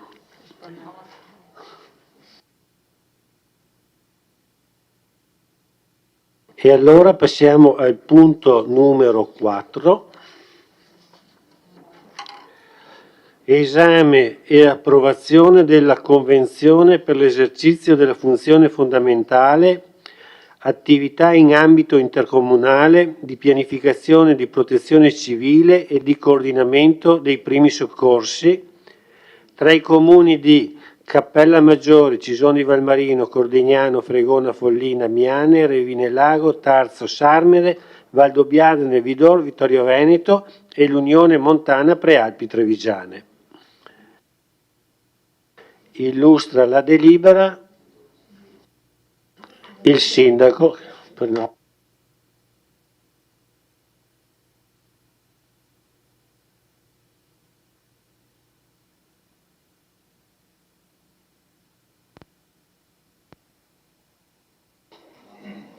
Grazie e buonasera a tutti. Allora, io illustro la delibera del Consiglio, dopodiché cederò la parola al Comandante Camerin che farà l'illustrazione della Convenzione. Comandante, va bene? Sì. E dopodiché l'altro punto lo affronteremo a seguire, che il punto successivo è direttamente collegato al piano appunto intercomunale, all'approvazione del piano di protezione civile intercomunale dell'Unione Montana, ma è un punto successivo. Allora, per quanto riguarda questa delibera, allora, visto il decreto legge 6 luglio 2012 numero 95, convertito in legge 135 2012, ad oggetto disposizioni urgenti per la revisione della spesa pubblica con invarianza dei servizi ai cittadini, in particolare l'articolo 19 relativo alla disciplina delle funzioni fondamentali dei comuni e alla modalità di esercizio associato di funzioni e servizi comunali, visto il disegno legge 267/2000 testo unico delle leggi sull'ordinamento degli enti locali, visto il decreto legislativo 1 del 2 gennaio 2018 codice della protezione civile, vista la legge regionale 13 1 giugno 2022 disciplina delle attività della protezione civile, visto l'articolo 5 dello Statuto dell'Unione Montana che prevede la possibilità di conferimento diretto delle funzioni a tale ente sulla base di atti deliberativi specifici di affidamento, considerato che questo Consiglio Comunale in data numero 14 del 29/4/21 aveva approvato una delibera e relativa convenzione tra i comuni che fanno parte dell'Unione Montana Prealpi Trevigiane e l'Unione Montana stessa con delega allo svolgimento delle funzioni fondamentali, cioè di attività in ambito comunale, di pianificazione di protezione civile e di coordinamento dei primi soccorsi.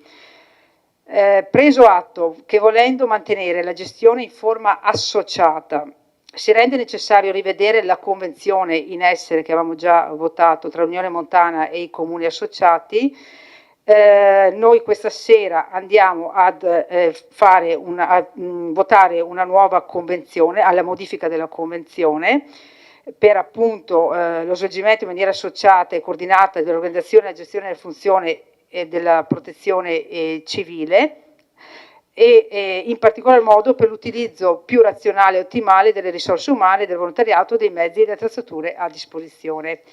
Quindi tutto questo per dire appunto che alcune funzioni verranno in caso di attivazione, poi il comandante adesso ce lo spiega, del COI, delegate all'Unione Montana.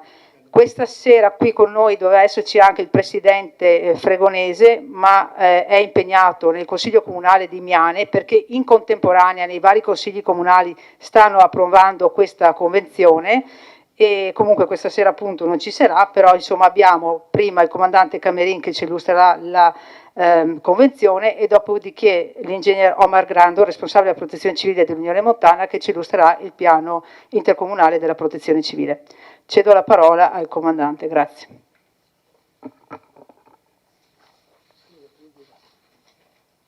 Grazie.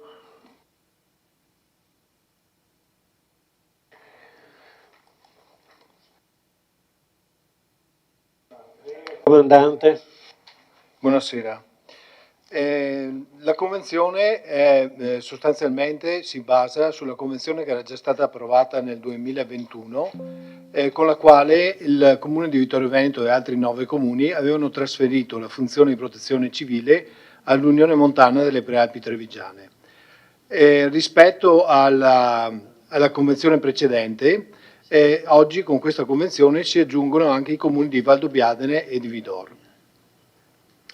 Le finalità della Convenzione sono quelle di promuovere un'azione a livello di protezione civile, a livello territoriale, esteso a tutti i 12 comuni che partecipano alla Convenzione, un migliore modo di coordinare e gestire le risorse dei comuni proprio per lo svolgimento di questa funzione. Si parte dalla fase di previsione, prevenzione, intervento nel momento dell'emergenza e poi anche nel post-emergenza per il ritorno alla normalità. Lo scopo è quello appunto di impiegare in maniera ottimale le risorse disponibili sul territorio, cercando di operare in maniera efficiente ed efficace. Queste sono le differenze fondamentali tra quella che era la Convenzione del 2021 e quella attuale. Le differenze non sono molte, però sono sostanziali. La prima cosa è che è stata introdotta una data di scadenza della Convenzione, mentre la precedente prevedeva una scadenza a tempo indeterminato pari alla vita dell'Unione Montana, oggi è stata inserita una scadenza precisa per rispondere a un'esigenza prospettata dalla Regione Veneto. La Regione eroga contributi solo per convenzioni che abbiano una durata superiore ai 5 anni. Quindi una durata indeterminata non soddisfaceva questo requisito. È stata anche modificata la denominazione, non si parla genericamente dei servizi di protezione civile, ma gestione associata della funzione di pianificazione di protezione civile e coordinamento dei primi soccorsi, proprio è una definizione formale che va a rispondere a quello che è previsto dalla normativa.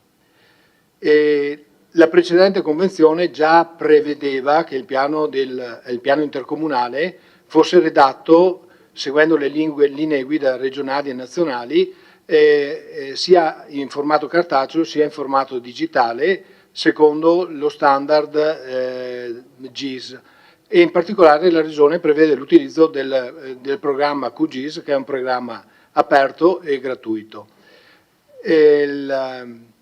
Pertanto in questa convenzione si è andato a specificare meglio l'impegno ad adottare, a essere coerenti con le linee guida. Sia la precedente convenzione sia l'attuale, ma lo ha specificato in maniera più precisa, più dettagliata, prevedeva che il trasferimento della funzione di protezione civile non avvenisse in maniera one shot, in un colpo solo, ma seguisse un percorso graduale che tenesse conto delle difficoltà e delle esigenze per poter rispondere in maniera adeguata agli vari impegni che ci si assume a livello di protezione civile. E una cosa che è stata introdotta in questa nuova convenzione è la conferenza dei sindaci, che vanno ad affiancare il Presidente dell'Unione Montana e costituiscono, insieme al Presidente, il coordinamento politico strutturato per tutti i comuni, cioè insieme i sindaci e il Presidente dell'Unione Montana nel momento dell'emergenza dovrebbero coordinarsi e definire le priorità e i tipi di intervento da attuare. Un'altra novità è quella di individuare il responsabile intercomunale di protezione civile, che viene nominato dal Presidente, una figura che prima non c'era perché non era neanche prevista dalla norma. Questa figura viene introdotta dalla legge regionale del 2022 e per cui viene introdotta questa nuova figura che è di supporto all'attività svolta dall'Unione Montana e di coordinamento con i responsabili comunali e il ruolo nello specifico viene definito meglio all'interno del piano intercomunale. Nella Convenzione viene solo prevista questo tipo di figura. L'Unione diventa con questa nuova Convenzione proprio l'ente di referente unico per quello che riguarda la pianificazione della protezione civile. Quindi c'è una maggiore chiarezza su quelle che sono le responsabilità che vengono addossate all'Unione Montana. Una delle cose fondamentali che vengono trasferite all'Unione Montana è proprio la gestione e il coordinamento del volontariato e dei mezzi. Nella convenzione precedente l'indicazione era alquanto generica, anche in questo caso si è andati a precisare e a rafforzare quelle che sono le capacità di intervento dell'Unione Montana in tema di volontariato. La finalità naturalmente è sempre quella di garantire la maggiore omogeneità operativa tra i gruppi diversamente dislocati nel territorio. E una cosa che devo aggiungere rispetto alla proposta di delibera, c'è bisogno di fare una modifica perché nella proposta di convenzione non è stato previsto l'annullamento e la revoca della precedente, quindi per evitare che ci siano due convenzioni che potrebbero essere parzialmente in contrasto tra di loro, si propone anche l'annullamento e la revoca della precedente.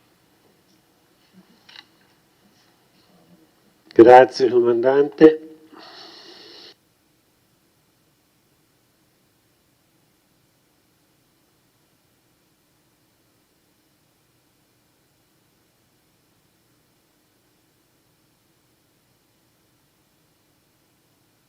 Ora posso dichiarare aperta la discussione.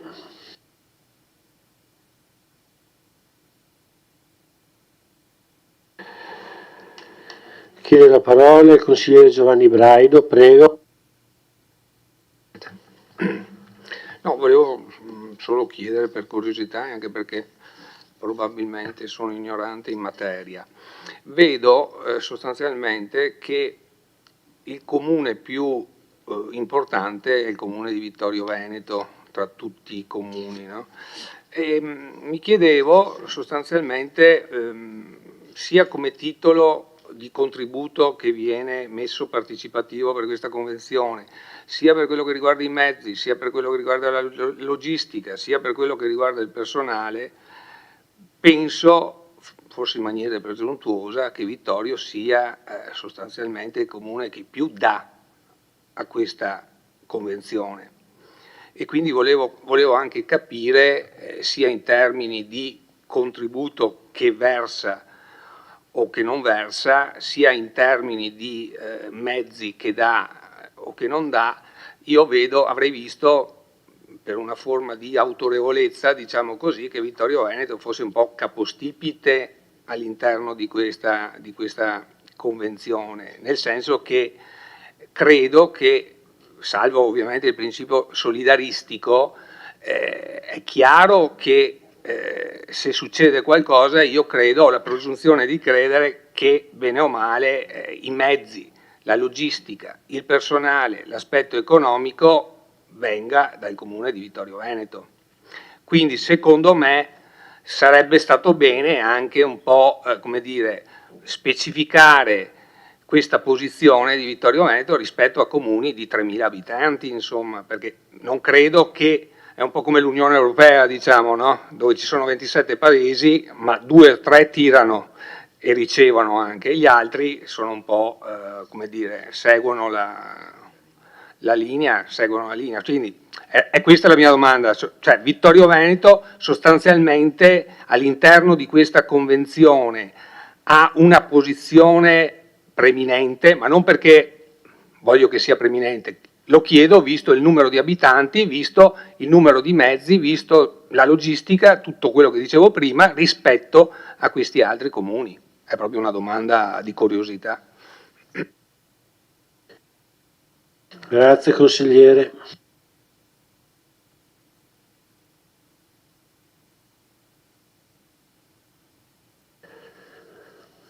Non vedo altre prenotazioni.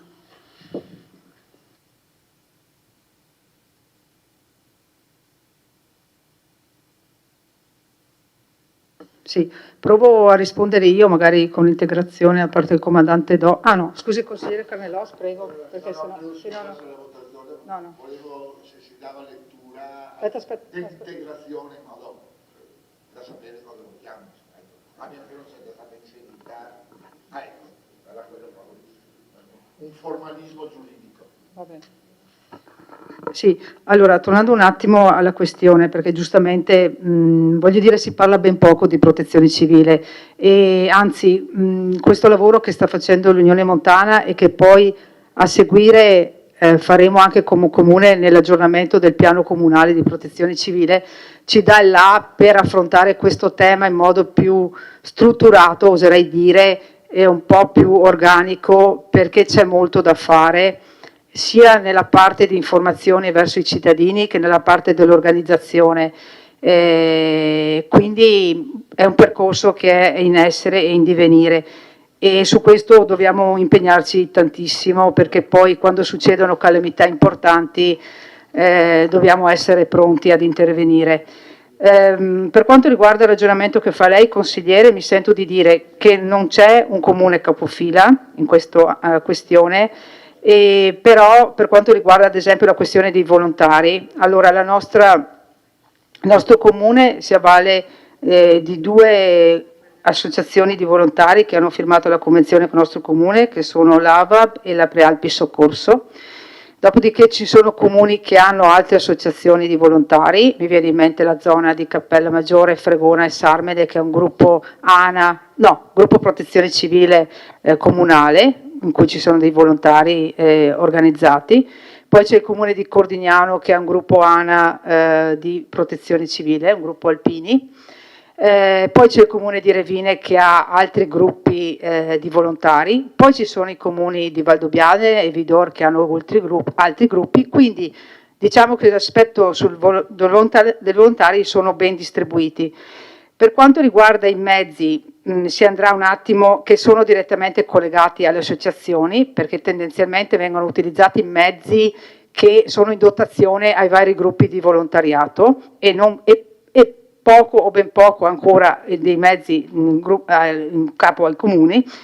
E per quanto riguarda la parte pratica, succederebbe questo, in parole povere. Allora, che qualora ci fosse un'emergenza nella zona, ad esempio di Vidor, prendiamo un caso limite, nella zona insomma ovest della Pedemontana e ci fosse un'emergenza là e venisse attivato appunto il COI, quindi l'Unione Montana, attivasse la protezione civile congiunta, nel qual caso non ci fossero grossi problemi nelle nostre zone, ecco che i volontari andrebbero ad supportare ed aiutare le altre zone un po' più compromesse. Quindi si tratta, questa questione appunto non vede tra virgolette i comuni capofila perché sono tutti diciamo che dovrebbero sostenersi e coordinarsi tra di loro. È un po' questa l'idea che si sta portando avanti e nel tentativo appunto di aiutarsi tra comuni e quanto. Per quanto riguarda invece poi la sede adesso momentaneamente viene allocata presso l'Unione Montana, momentaneamente, dopodiché molto probabilmente noi abbiamo anche una disponibilità di sede presso forse il comando dei Vigili del Fuoco dove insomma il comune di Vittorio Veneto ha a disposizione una stanza abbastanza grande, quindi sotto sto profilo qua rimane appunto per quanto riguarda insomma questo. Dopo magari alcuni aspetti organizzativi potremo anche affrontarli quando l'ingegner Grando presenterà il piano. Ecco. Questo, se comandante se vuole aggiungere. Contributo, attualmente non sono previsti contributi, spese sono tutte legate a fondi regionali per quanto riguarda la pianificazione, il piano. Attualmente non sono previsti contributi ulteriori rispetto a quello che noi... Sì. Il contributo ordinario dell'Unione Montana mi sembra che noi siamo sui 20.000, adesso non vorrei dire, Vittorio Veneto paga sui 20.000 euro, su per giù 18.000 euro all'anno di contributo. Sì, adesso lo sarò più precisa la prossima volta, in base alla proporzione della popolazione. In base alla popolazione, sì, certo. Al numero di abitanti, sì. Sì, siamo sui 18, non mi ricordo bene.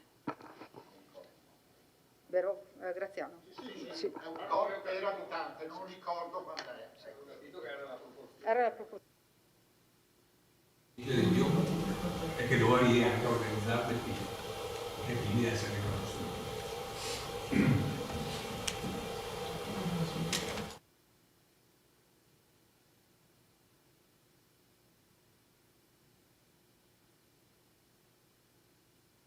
Ora, vediamo se ci sono altri interventi.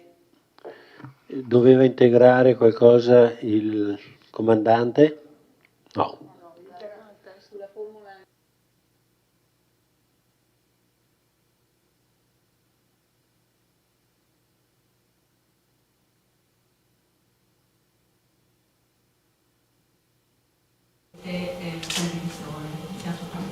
Questa sostituisce la precedente.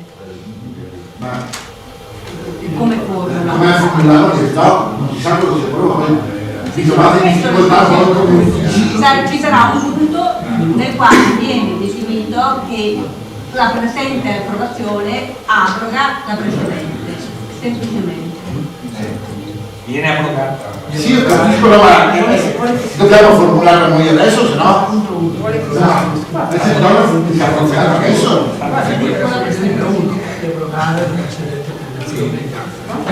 Con la presente approvazione si intende revocata e o annullata la precedente libera numero di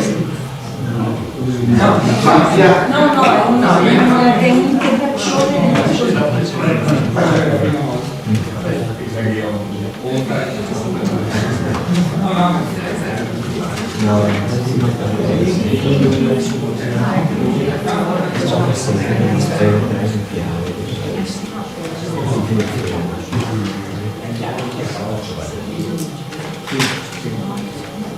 Allora adesso il segretario prende nota, non è un emendamento ma è un'integrazione, quindi noi... Sì, voleva...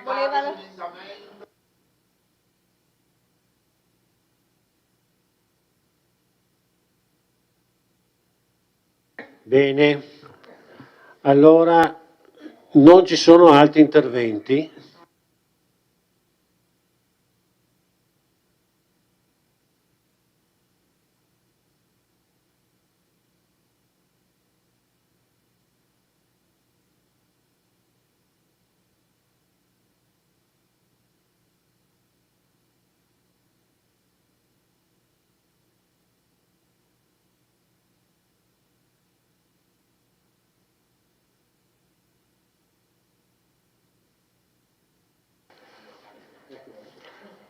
Visto che abbiamo una sede importante dei Vigili del Fuoco, credo che questa sia la sede anche ideale per coordinare, diciamo, tutte le protezioni civili che abbiamo in giro cioè della comunità montana.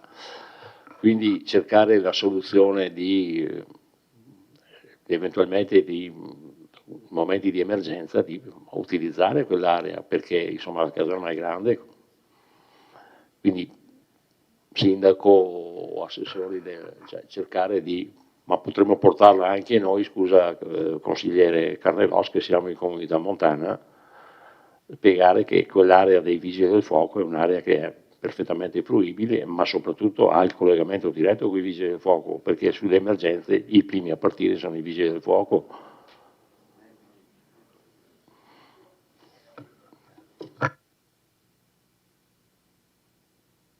Grazie.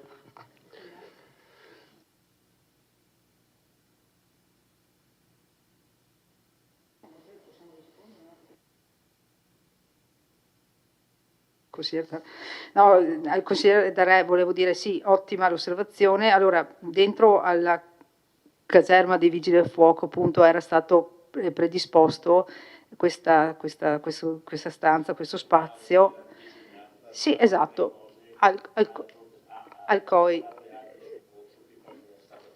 No, ma no,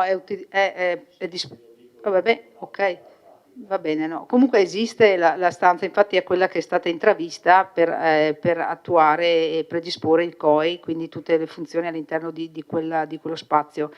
Dopodiché esiste anche tutta un'area del campo dietro dei Vigili del Fuoco dove in caso di emergenza arrivano le unità di crisi però dei Vigili del Fuoco nazionale, quindi anche là andrebbe infrastrutturata perché appunto anche quella sarebbe un'area. Comunque sono d'accordo sul discorso del coordinamento che può rimanere là, sì certo. Ecco.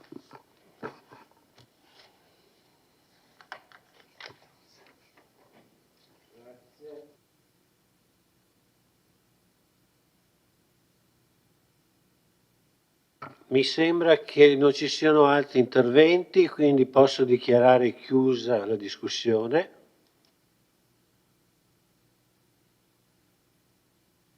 Apro la votazione. Il voto. Gatto io, scusi. Età, a volte. No, per quello che riguarda la dichiarazione di voto, come ho detto prima, salvo il principio solidaristico in cui ovviamente quando si tratta di intervenire si interviene, però anche visto il contributo che noi come Comune diamo, nel senso che poi, ribadisco, vedendo che ci sono 15 comuni, che l'unico comune, adesso mi pare Valdobbiadene ne ha 10.000, ma comunque è quello che dà di più, cioè secondo me dà il 90-95% rispetto agli altri comuni, secondo me meriterebbe quantomeno di essere il principale personaggio o protagonista, ma non perché deve essere protagonista, perché, ribadisco, ha i mezzi, ha i soldi e ha il personale.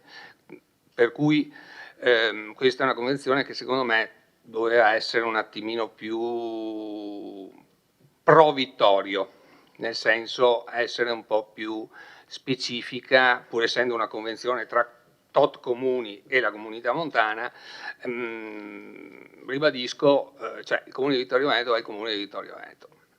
Incominciamo ad essere un po' più autorevoli anche su questo, per cui il mio voto sarà di astensione.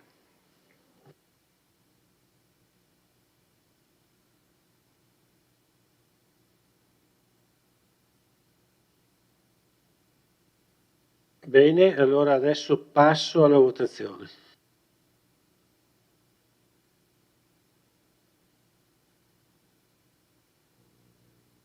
Prego.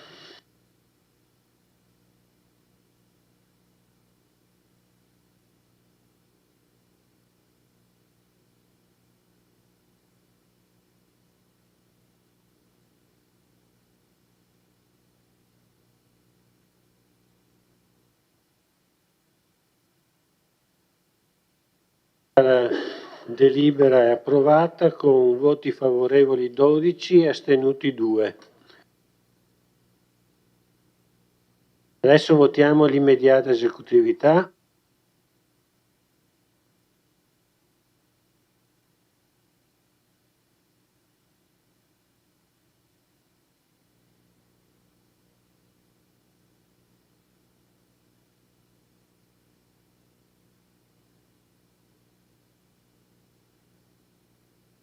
Bene, hanno votato tutti. Chiudo la votazione.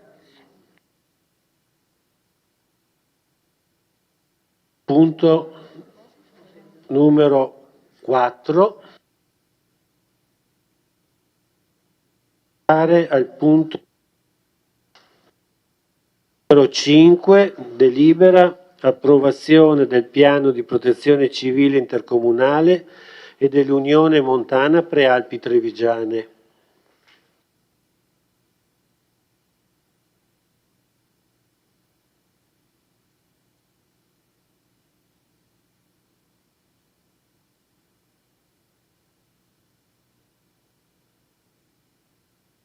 illustra il sindaco.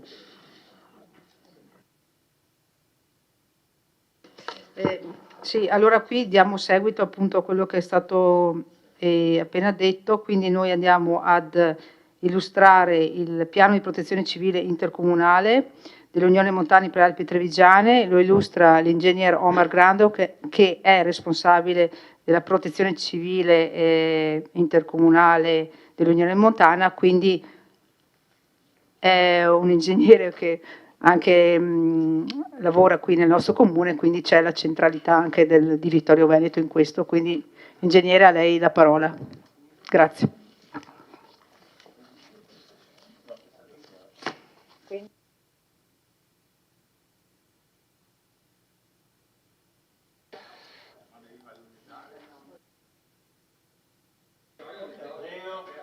Sì. Buonasera.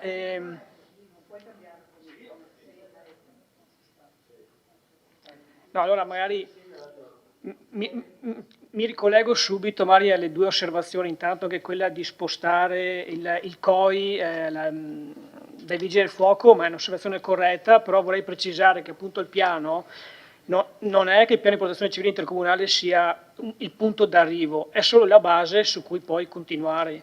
Cioè, tanto è la norma stessa che prevede... Sì, no, certo, ma anche perché volevo dire se il piano non è punto d'arrivo, ma è solo una base su cui poi continuare, quindi sarà sicuramente soggetto a revisioni, ad aggiornamenti, a correzioni. Anche perché al momento è stata individuata la sede dell'Unione Montana, ma tra l'altro la sede dell'Unione Montana non ha neanche caratteristiche antisismiche adeguate, quindi infatti per la maggior parte delle emergenze il COI avrà sede all'interno dell'Unione, nell'evento dell'evento sismico, in quel caso la sede è sempre lì, ma sarà all'esterno utilizzando una struttura gonfiabile, quindi sì, capiamo che non è il posto migliore, ma appunto è tutto oggetto di discussione, qualsiasi apporto, e sì, esatto, tutto in evoluzione, sì. Tra l'altro la struttura di protezione civile intercomunale tra i vari organi prevede anche un comitato tecnico intercomunale, ovvero ogni comune individuerà un tecnico che si rapporterà appunto con l'Unione, e questo comitato rispetto ad altri organi non interviene nell'emergenza, ma è un organo permanente che quindi opererà sempre in situazioni ordinarie, quindi il cosiddetto tempo di pace, e la sua funzione, a parte aiutare nel coordinamento tra l'Unione e i comuni, parte da fare appunto anche da referente, ma la sua funzione è proprio quella di collaborare per apportare aggiornamenti, suggerimenti, modifiche al piano e alla gestione della protezione civile intercomunale. Poi riguardo appunto al discorso delle spese, la convenzione, come quella precedente, non prevede, quantomeno ad oggi, ulteriori oneri per i comuni. Quindi sì, quello che i comuni versano è quello che verserebbero anche indipendentemente dalla protezione civile intercomunale.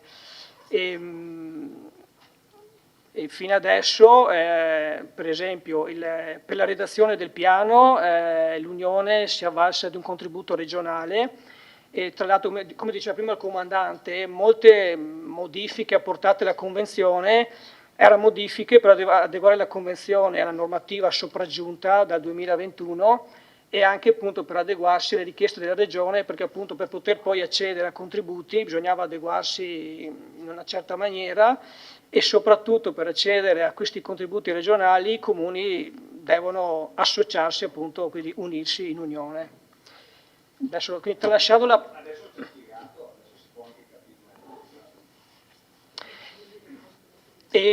Sì, poi per dare qualche altro dato, in questi anni, con i contributi, quindi quelli standard dei comuni, comunque l'Unione qualcosina, poco, è riuscita a fare, speriamo in futuro di più, appunto potendo accedere ai contributi regionali che vengono riconosciuti proprio alle unioni, perché in questi anni qualcosa è riuscita a fare, perché per esempio tuttora è in piedi un sistema di ponti radio che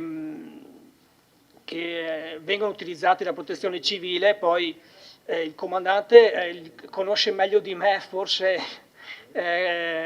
questo sistema radio. Anche questo qui andrebbe implementato, perché ad oggi, diciamo, a livello di singolo comune mi pare che il sistema radio funzioni comunque abbastanza bene. A livello intercomunale, quindi tra comuni limitrofi, già lì mi pare che per via anche della morfologia del territorio magari non riesce a coprire e collegare benissimo.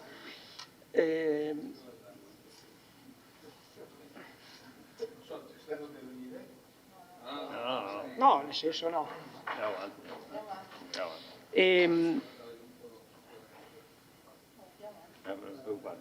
Sì, ok. Allora vorrei iniziare facendo vedere, ora, in questa mappa si vede allora il perimetro rosso è il perimetro dell'Unione, e quindi sarà il perimetro dei territori sui quali verrà applicato il piano intercomunale, mentre il perimetro azzurro è il perimetro dove opera il centro operativo misto. Come si può vedere, quindi più o meno siamo in linea, siamo coerenti con quello che esisteva già, che è il centro operativo misto, che per cercare di spiegare brevemente, senza essere lungo, comunque il COI e il COM, che il COM appunto è il centro operativo misto, non ci troviamo con un doppione, perché stesso discorso del COC comunale, COC, COI e COM operano a livelli diversi, vengono attivati quindi per eventi che hanno un'estensione o una gravità diversa. Però era giusto per capire che comunque c'è coerenza tra quello che era già stato previsto prima dalla regione e dalla provincia rispetto a quello che facciamo ora con questo piano intercomunale. Per tornare al discorso di finanziamenti regionali, come dicevo prima, era a fine 22 che era uscito il bando della regione che finanziava l'aggiornamento o la redazione di nuovi piani comunali e intercomunali. Nel 23 l'Unione Montana affidava l'incarico di redazione del piano, poi si sono susseguite una serie di proroghe relative alla scadenza di questo bando, di questo finanziamento, e ora siamo arrivati alla fine, perché l'ultima proroga è il 31/12/25, per quello adesso tutti i comuni stanno un po' correndo per approvare il piano, perché ormai siamo agli sgoccioli. Qui non mi dilungo sulla normativa, ecco, l'unica che segnalo, forse più interessante, poi vediamo anche perché, sono due delibere regionali che sono quelle che definiscono le linee guida per la standardizzazione e lo scambio informatico dei dati. Questo perché, poi lo vedremo meglio, ma questo è importante perché il piano è stato redatto appunto seguendo queste linee guida, e questo significa che, speriamo non succeda mai, ma nell'eventualità che ci sia un evento calamitoso che per gravità o estensione interessi più comuni e sia ingestibile, non sia gestibile quindi dai comuni dell'Unione, quindi si attivi la protezione civile a livello provinciale o regionale, gli operatori che agiranno sapranno comunque leggere, interpretare e utilizzare il piano, perché utilizza simbologie, la modalità di raccogliere e presentare i dati è praticamente la medesima di qualsiasi altro piano. Quindi, per spiegare un po' cos'è questo piano intercomunale, è uno strumento di pianificazione e coordinamento per gestire in modo congiunto le emergenze e i rischi presenti sul territorio. Questo, come diceva prima il comandante, forse non sostituisce il COC e il piano comunale, ma è un'estensione, si può dire così, del piano comunale, perché interviene con un approccio sovracomunale. Questo permette una gestione più efficace ed efficiente delle risorse, più efficiente perché permette un coordinamento delle risorse intese sia come mezzi che uomini, evitando che ci siano risorse inutilizzate magari in un comune perché non ha l'emergenza in atto in quel momento, e quindi possono essere spostate in altri comuni dove da soli non riescono a sopperire alla necessità. E qui non mi dilungo perché ci ripetiamo già su quali sono gli obiettivi, su cosa fa il piano. E una cosa che già anche questa ha citato il comandante, che è prevista in convenzione, è che il piano viene redatto sia in versione cartacea che informatizzata, e per la versione informatizzata è redatto in un sistema informativo territoriale, un sistema quindi GIS, e in particolare appunto la Regione chiede questo formato QGIS perché è un formato libero, non è proprietario, e questo è un vantaggio perché qualsiasi comune o ente può quindi visualizzare, utilizzare questi dati senza avere l'onere di acquisire software specifici e quindi con problemi anche di compatibilità. Qui c'è l'elenco degli elaborati che compone il piano, ma che qui non mi dilungo, comunque sono documenti analoghi a un piano comunale, c'è la relazione, c'è un documento con le procedure, i protocolli da attuare, c'è l'elenco dei mezzi disponibili, delle associazioni di volontariato, un elenco dei contatti telefonici. Sempre per il discorso della standardizzazione, appunto il piano, seguendo queste linee guida, per fare un esempio, i dati, quindi come vengono raccolti i dati, organizzati e presentati, segue questo standard regionale.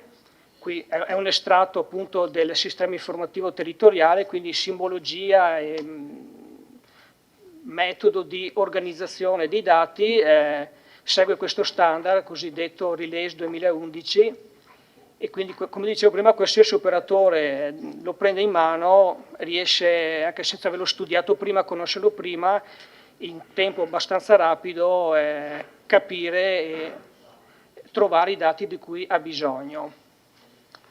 Il piano poi prevede la suddivisione dei rischi in prevedibili e non prevedibili. Chiaramente in base al rischio prevedibile e non prevedibile ci sono dei protocolli, delle procedure da seguire, quindi seguiranno delle fasi di attenzione, preallarme, allarme, emergenza, alle quali seguono delle modalità di attivazione diciamo, delle varie parti che compongono la struttura di protezione civile intercomunale.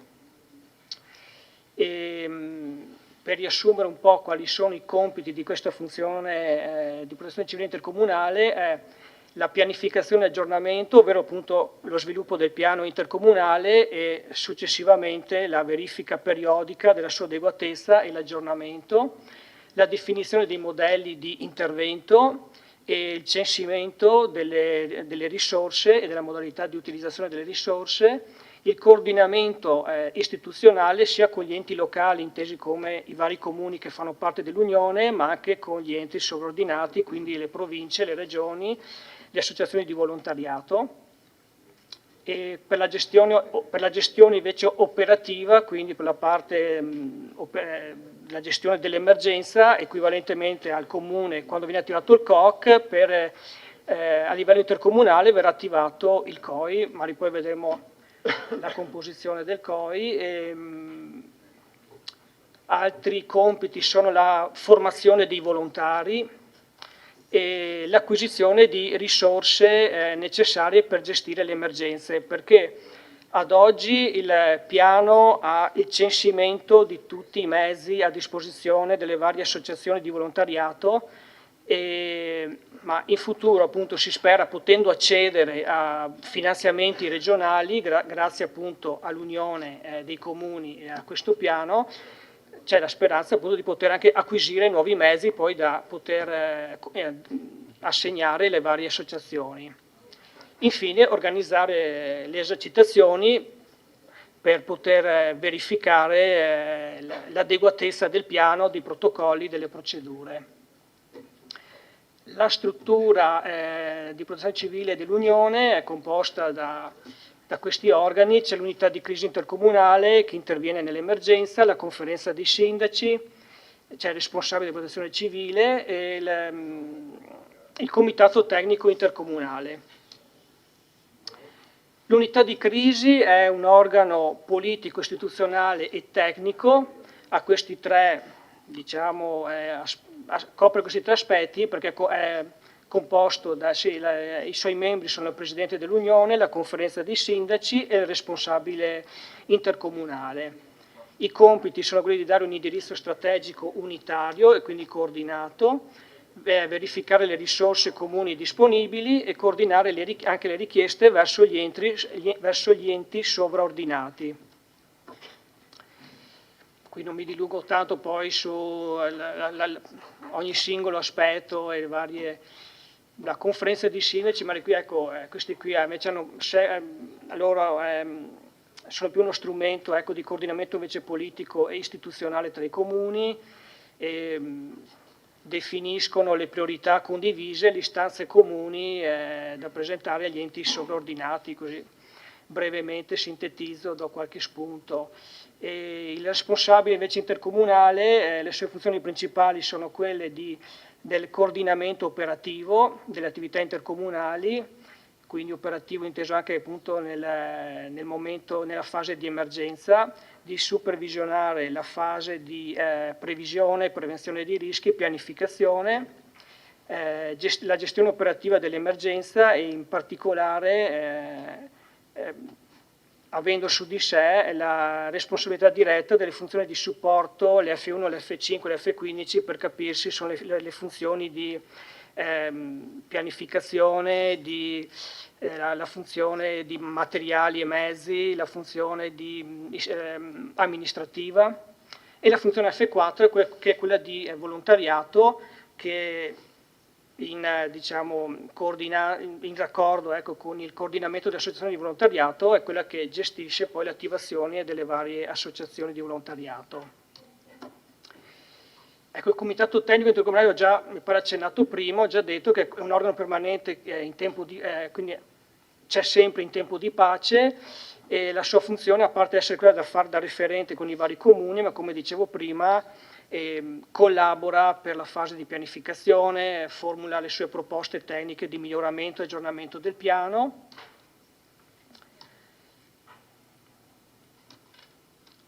Per quanto riguarda invece le associazioni di volontariato, già oggi ci sono delle convenzioni con le varie associazioni, o quantomeno con alcune.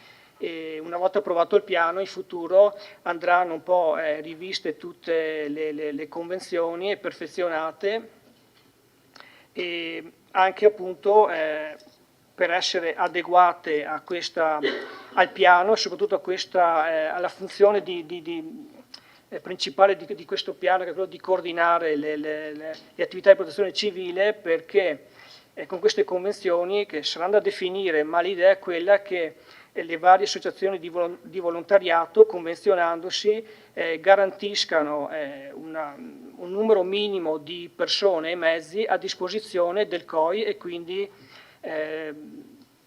di questo livello sovracomunale di protezione civile. Questo per evitare che ci troviamo che un'associazione di volontariato venga attivata e spenda tutte le sue risorse magari in un comune anche in maniera sovrabbondante, quando magari a distanza di poco tempo ci sia invece bisogno in un altro comune di forze in supporto e di mezzi ulteriori.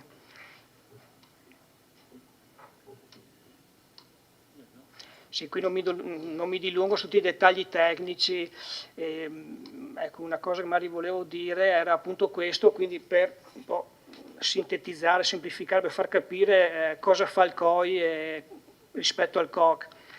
Quando c'è un'emergenza in un comune, come succede adesso, dopo anche l'approvazione di questo piano, i vari comuni attiveranno come sempre il loro COC, anche perché per legge il sindaco comunale, anche dopo l'approvazione del piano, rimarrà comunque autorità di protezione civile per il territorio comunale.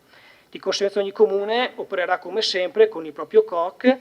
Nell'eventualità che un comune con i propri mezzi non riesca a risolvere l'emergenza, ecco, in quel caso il sindaco richiederà all'Unione Montana supporto intervento il Presidente quindi attiverà il COI e il COI, attivando le funzioni di supporto, attiverà i volontari, verranno richiesti coordinati i mezzi, appunto anche valutando quindi poi grazie alla conferenza dei sindaci e coordinandosi con i vari comuni si organizzeranno appunto lo spostamento delle risorse in base alle necessità. Beh, ecco, come ultima cosa, quest'anno la Regione ha adottato il documento relativo alla definizione degli ambiti territoriali e organizzativi ottimali. Cercherò di essere breve. Prima avete visto quella cartina dove si vedeva il perimetro dell'Unione Montana e quindi dove sarà operativo il piano intercomunale e il perimetro del centro operativo misto. I centri operativi misti nei prossimi anni dovrebbero essere sostituiti da questi ambiti territoriali. Come dicevo prima, comunque questo non va a annullare il lavoro fatto finora per giungere a questo piano intercomunale, perché intanto a livello di territorio interessato, come si poteva vedere anche da questa carta, si vede che il territorio per la maggior parte si sovrappone a quello del piano intercomunale. Il nuovo ambito, diciamo che rispetto al perimetro dell'Unione, amplia questo perimetro, creando un blocco territoriale più esteso, sì, ma comunque coerente morfologicamente e idrologicamente. Questi ambiti non sostituiscono comunque il piano intercomunale, come non sostituiscono il piano comunale, ma non fanno altro che coordinare su scala superiore l'intervento a livello di protezione civile. Cosa succederà dopo, quando diventeranno operativi? Che il piano intercomunale potrà essere senza grosse difficoltà o trasformato o integrato nel piano d'ambito, quindi potrà essere sarà coordinato con il piano d'ambito. Diciamo che la differenza è che quando un comune non riesce a superare con i propri mezzi a un'emergenza, richiederà l'attivazione del piano intercomunale, del COI, quindi utilizzando il piano intercomunale. Probabilmente il piano d'ambito interverrà per eventi che sicuramente hanno un'estensione magari maggiore, quindi sarà necessario l'intervento a livello provinciale o regionale, quindi per eventi più importanti, anche perché la normativa prevede tre tipi di eventi, che sono quelli denominati A, B e C. Diciamo che il COI interviene sulla tipologia A, dove sono eventi che sono gestibili dai singoli enti o dalle singole amministrazioni competenti, perché già poi quando ci spostiamo sulle tipologie B e C, l'intervento è necessario a livello provinciale e regionale, se non addirittura nazionale, quindi siamo su una scala diversa. Poi, come dicevo prima, al momento non mi dilungherei su tanti altri dettagli tecnici.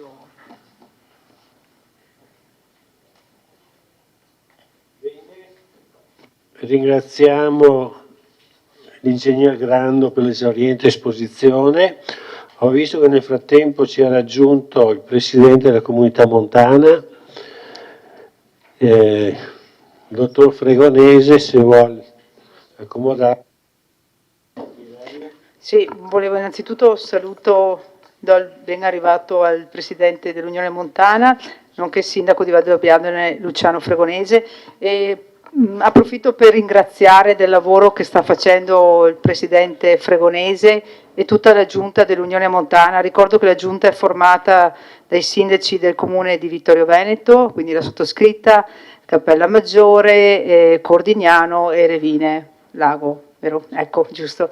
E tra l'altro i consiglieri delegati di tutti i comuni, nonché i nostri consiglieri Graziano Carnelos e Gian Antonio Darè, che sono presenti in Consiglio dell'Unione Montana, E ripeto, rinnovo i ringraziamenti perché insomma io penso che l'Unione Montana sta portando avanti alcune questioni assai importanti con tutto il discorso dei contributi FOSMIT e quant'altro, e poi questo importante progetto di protezione civile intercomunale. Questo principalmente. Giusto per capire la centralità di Vittorio Veneto, volevo ricordare che proprio ieri si è svolto la fase congressuale regionale di tutte le unioni montane del Veneto, giusto? E si è svolta presso l'Unione Montana di Vittorio Veneto, quindi a proposito di centralità del nostro comune mi sento di rimarcare questa questione. Dopodiché un'altra cosa che mi sento di dire, insomma, che noi tutti i comuni, non solo dell'Unione Montana, della Pedemontana in generale, stiamo lavorando in tanti ambiti in modo unitario e quindi insomma ben venga questa collaborazione e siamo molto molto concentrati su questo. Luciano, non so se tu vuoi intervenire, giusto 2 parole per dire insomma, poi l'aspetto forse informativo nei confronti dei cittadini non è stato affrontato. Io penso che sia una tematica assai importante perché questa sera abbiamo appunto così illustrato il piano a grandi linee, c'è tutta la fase di informazione che è forse quella ancora più importante, no? Ti lascio la parola. Aspetta che...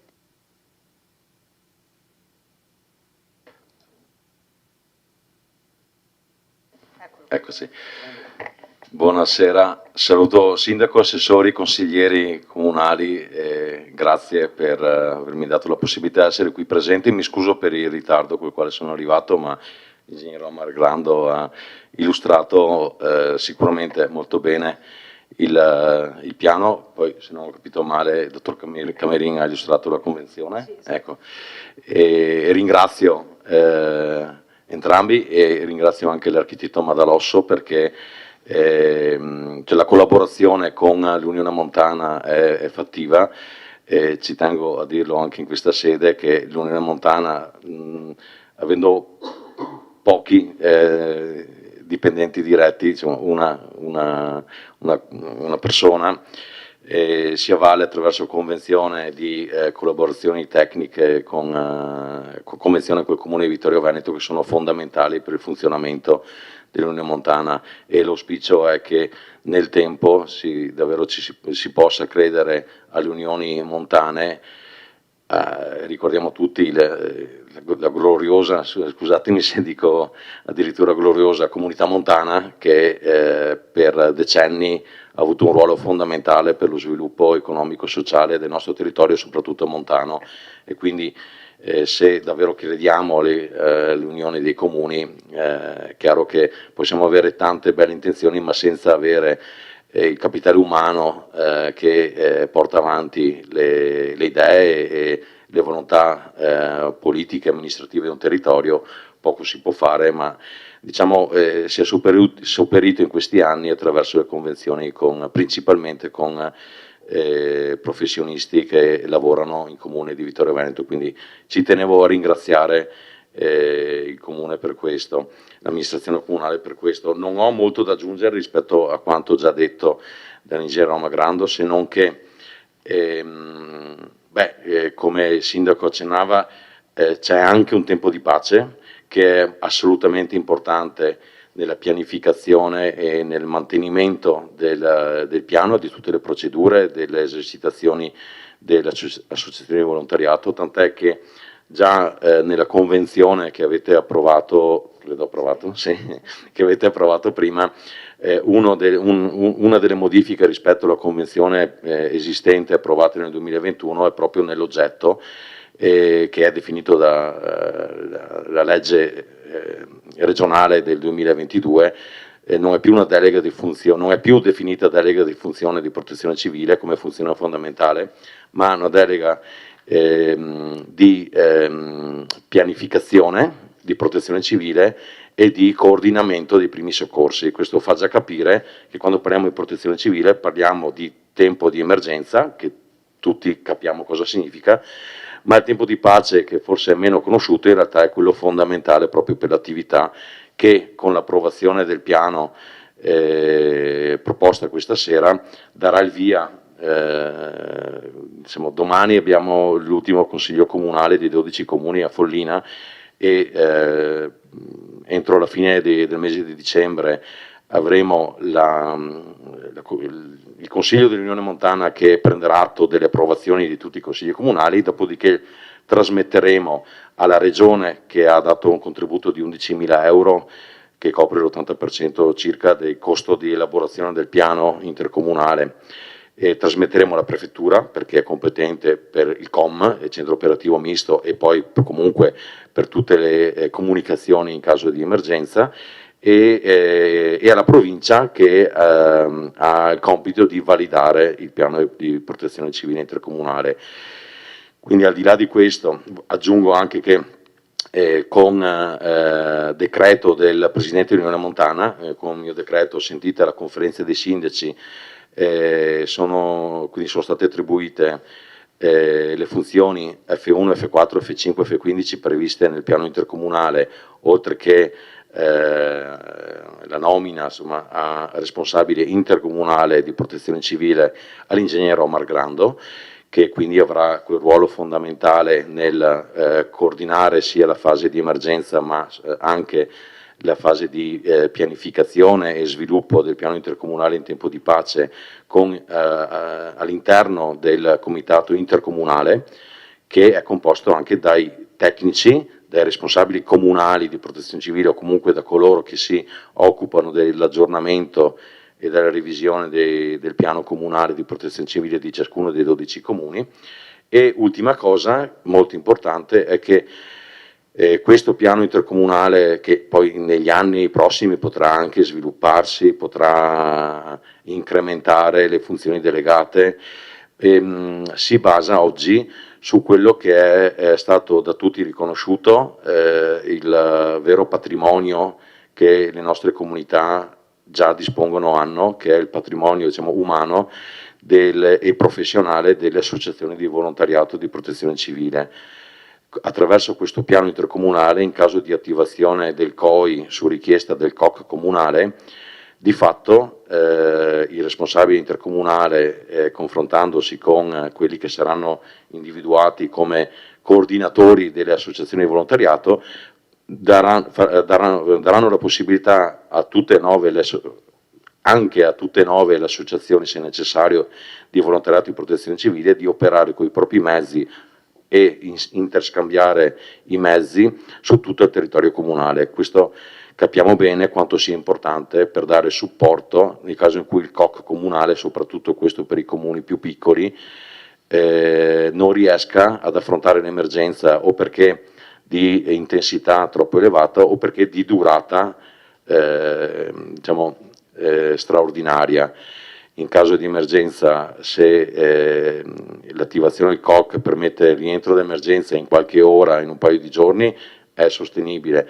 Se il COC rimane aperto per più giorni o settimane, c'è bisogno assolutamente di un supporto anche umano dei volontari. Le associazioni esistenti con le quali esiste già una convenzione con l'Unione Montana, ma che in realtà va aggiornata perché è ancora una convenzione della vecchia comunità montana, quindi va aggiornata per prendere atto anche di questo piano intercomunale. Sono 9, abbiamo gli alpini ANA di protezione civile di Valdobbiadene e di Vittorio Veneto, gli AVAB Valdobbiadene e Vittorio Veneto, AVAB Valdobbiadene, AVAB Vittorio Veneto, AVAB Valsana, AVAB Revine Lago Tarzo.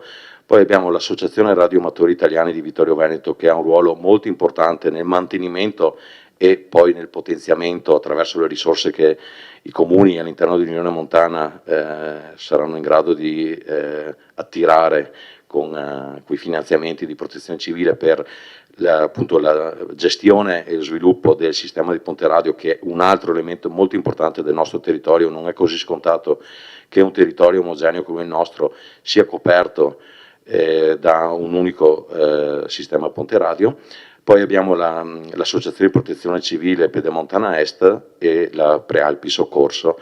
Quindi vedete che anche la tipologia di associazioni, le specializzazioni che queste associazioni hanno, che vanno dal primo soccorso agli interventi per rischio idraulico, incendi boschivi, rischio sismico, è un grande patrimonio, quindi credo che la volontà che le amministrazioni e i consiglieri dell'Unione Montana hanno avuto nel mettere in rete questo patrimonio attraverso un piano intercomunale di protezione civile sia una scelta molto insomma, encomiabile, ecco, scusate se dico così, perché questo comporta anche l'impegno da parte di tutti nel dotare le associazioni di ulteriori strumenti e attrezzature affinché possano operare ancora, diciamo, in un modo ancora più professionale rispetto a quanto già fanno.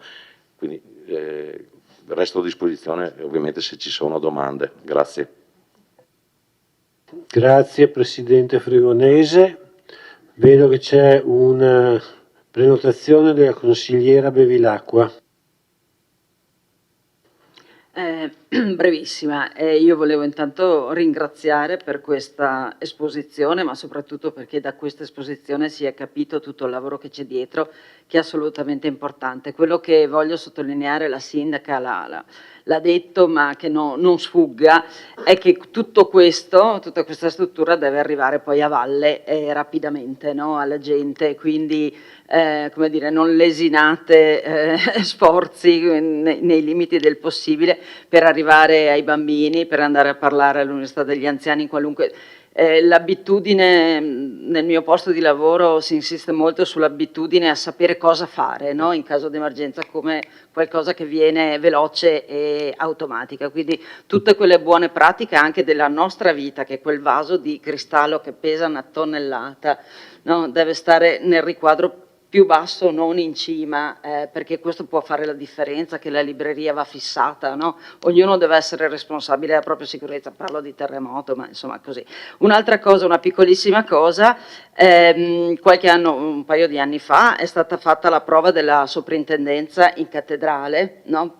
Portate via le opere, portate per fare una prova, una giornata di lavoro con tutte le forze possibili, e questo mi suggerisce proprio di porre attenzione, certo le persone prima di tutto, ma poi anche i nostri beni culturali. Nel caso di una vaia che scoperchia la chiesetta bisogna saper agire, quale persona deve agire in quel momento, cosa deve fare per limitare i danni, perché è vero, le persone sono importanti, però anche queste cose poi diventano identitarie, quindi insomma sono cose importanti anche queste. Comunque ecco, soprattutto l'arrivare alla gente che impari a comportarsi correttamente. Grazie. Grazie consigliere Bevilacqua. Do la parola al consigliere Carnelos. In via preliminare volevo ringraziare il Presidente dell'Unione Montana per la sua presenza e per il lavoro che svolge nei confronti di questa istituzione. Mi dispiace che il consigliere Braido abbia dovuto andare via, ma siccome sono un consigliere dell'Unione Montana, volevo rassicurare i miei colleghi consiglieri sul fatto che, a prescindere dalla entità o grandezza dei vari comuni, non è che esista una primazia all'interno dell'Unione. Ciò detto, volevo sempre rassicurare i consiglieri sul fatto che il ruolo di Vittorio Veneto è sempre stato riconosciuto all'interno dell'Unione Montana, tanto per sottolineare quello che ha detto il sindaco è nel Consiglio e non ho ricordi di consigli prima della Comunità Montana e poi dell'Unione Montana che non abbia visto Vittorio Veneto sempre con un membro in giunta, mentre invece tanti altri comuni ovviamente non lo erano. Seconda considerazione sul ruolo di Vittorio Veneto. Tutti noi sappiamo che nei 5 anni precedenti un ottimo presidente della Unione Montana è stata una vittoriese. Questa tornata tocca al secondo comune più grande dell'Unione Montana, che è Valdobbiadene, e quindi credo che sono stati presidenti dell'Unione Montana anche componenti degli altri piccoli comuni, e questo credo sia la prova provata del fatto che vi è davvero una collaborazione ed un'unione di intenti all'interno dell'istituzione. Terza questione, negli assunti del collega o le preoccupazioni sotto il profilo di tipo finanziario, siccome va portata la situazione esattamente com'è, il Comune di Vittorio Veneto contribuisce alla pari di tutti gli altri comuni in base al numero di abitanti. Quindi certamente non dà il 90%, non so quanti abitanti, non ho in mente adesso, ma dovrebbe essere circa 90.000, mi pare, gli abitanti della Unione Montana, quindi Vittorio Veneto contribuisce per un terzo, perché è un terzo della popolazione. Quarto e ultimo punto, l'attenzione alla importanza di Vittorio Veneto va data verificata e accertata, e chiunque lo fa troverà che questo sussiste, è il fatto che in Unione Montana le scelte anche proprio poi di allocazione delle poche purtroppo risorse che l'Unione Montana ha, in realtà c'è una ponderazione in modo tale che vi sia un'equa distribuzione all'interno di tutti i comuni partecipanti. Credo che darei atto sul fatto che questo almeno è sempre esistito. E da ultimo, in Unione Montana c'è un consiglio che è espressione dei cittadini e dei singoli consigli comunali, e assicuro che tutti i consiglieri hanno, nel momento in cui svolgono la loro funzione, una visione globale della collettività intera dell'Unione Montana, e poi è evidente che, siccome sono i portatori degli interessi della città o del comune che li ha ivi delegati, hanno l'attenzione di esercitare con onore ed equità la loro funzione. Grazie. Grazie consigliere.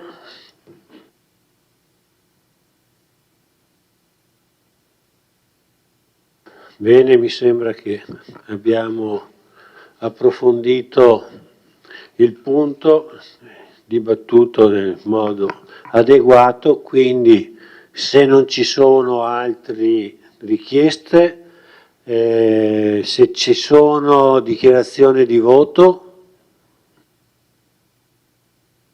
altrimenti io chiudo la discussione.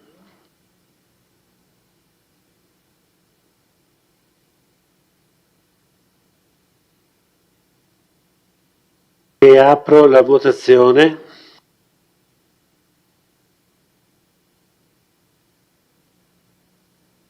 Consiglieri, votate.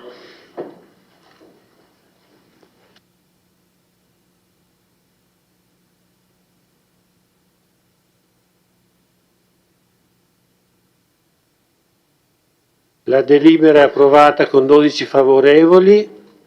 Adesso votiamo l'immediata esecutività.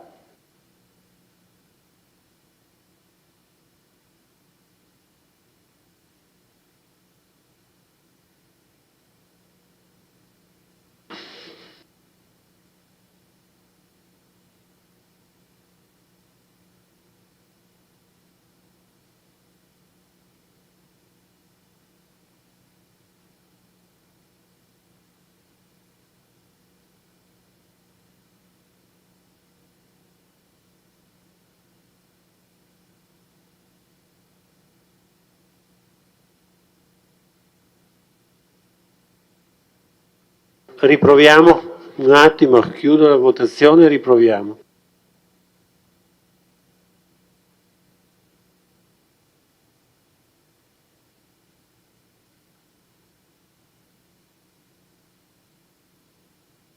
Prima aveva funzionato.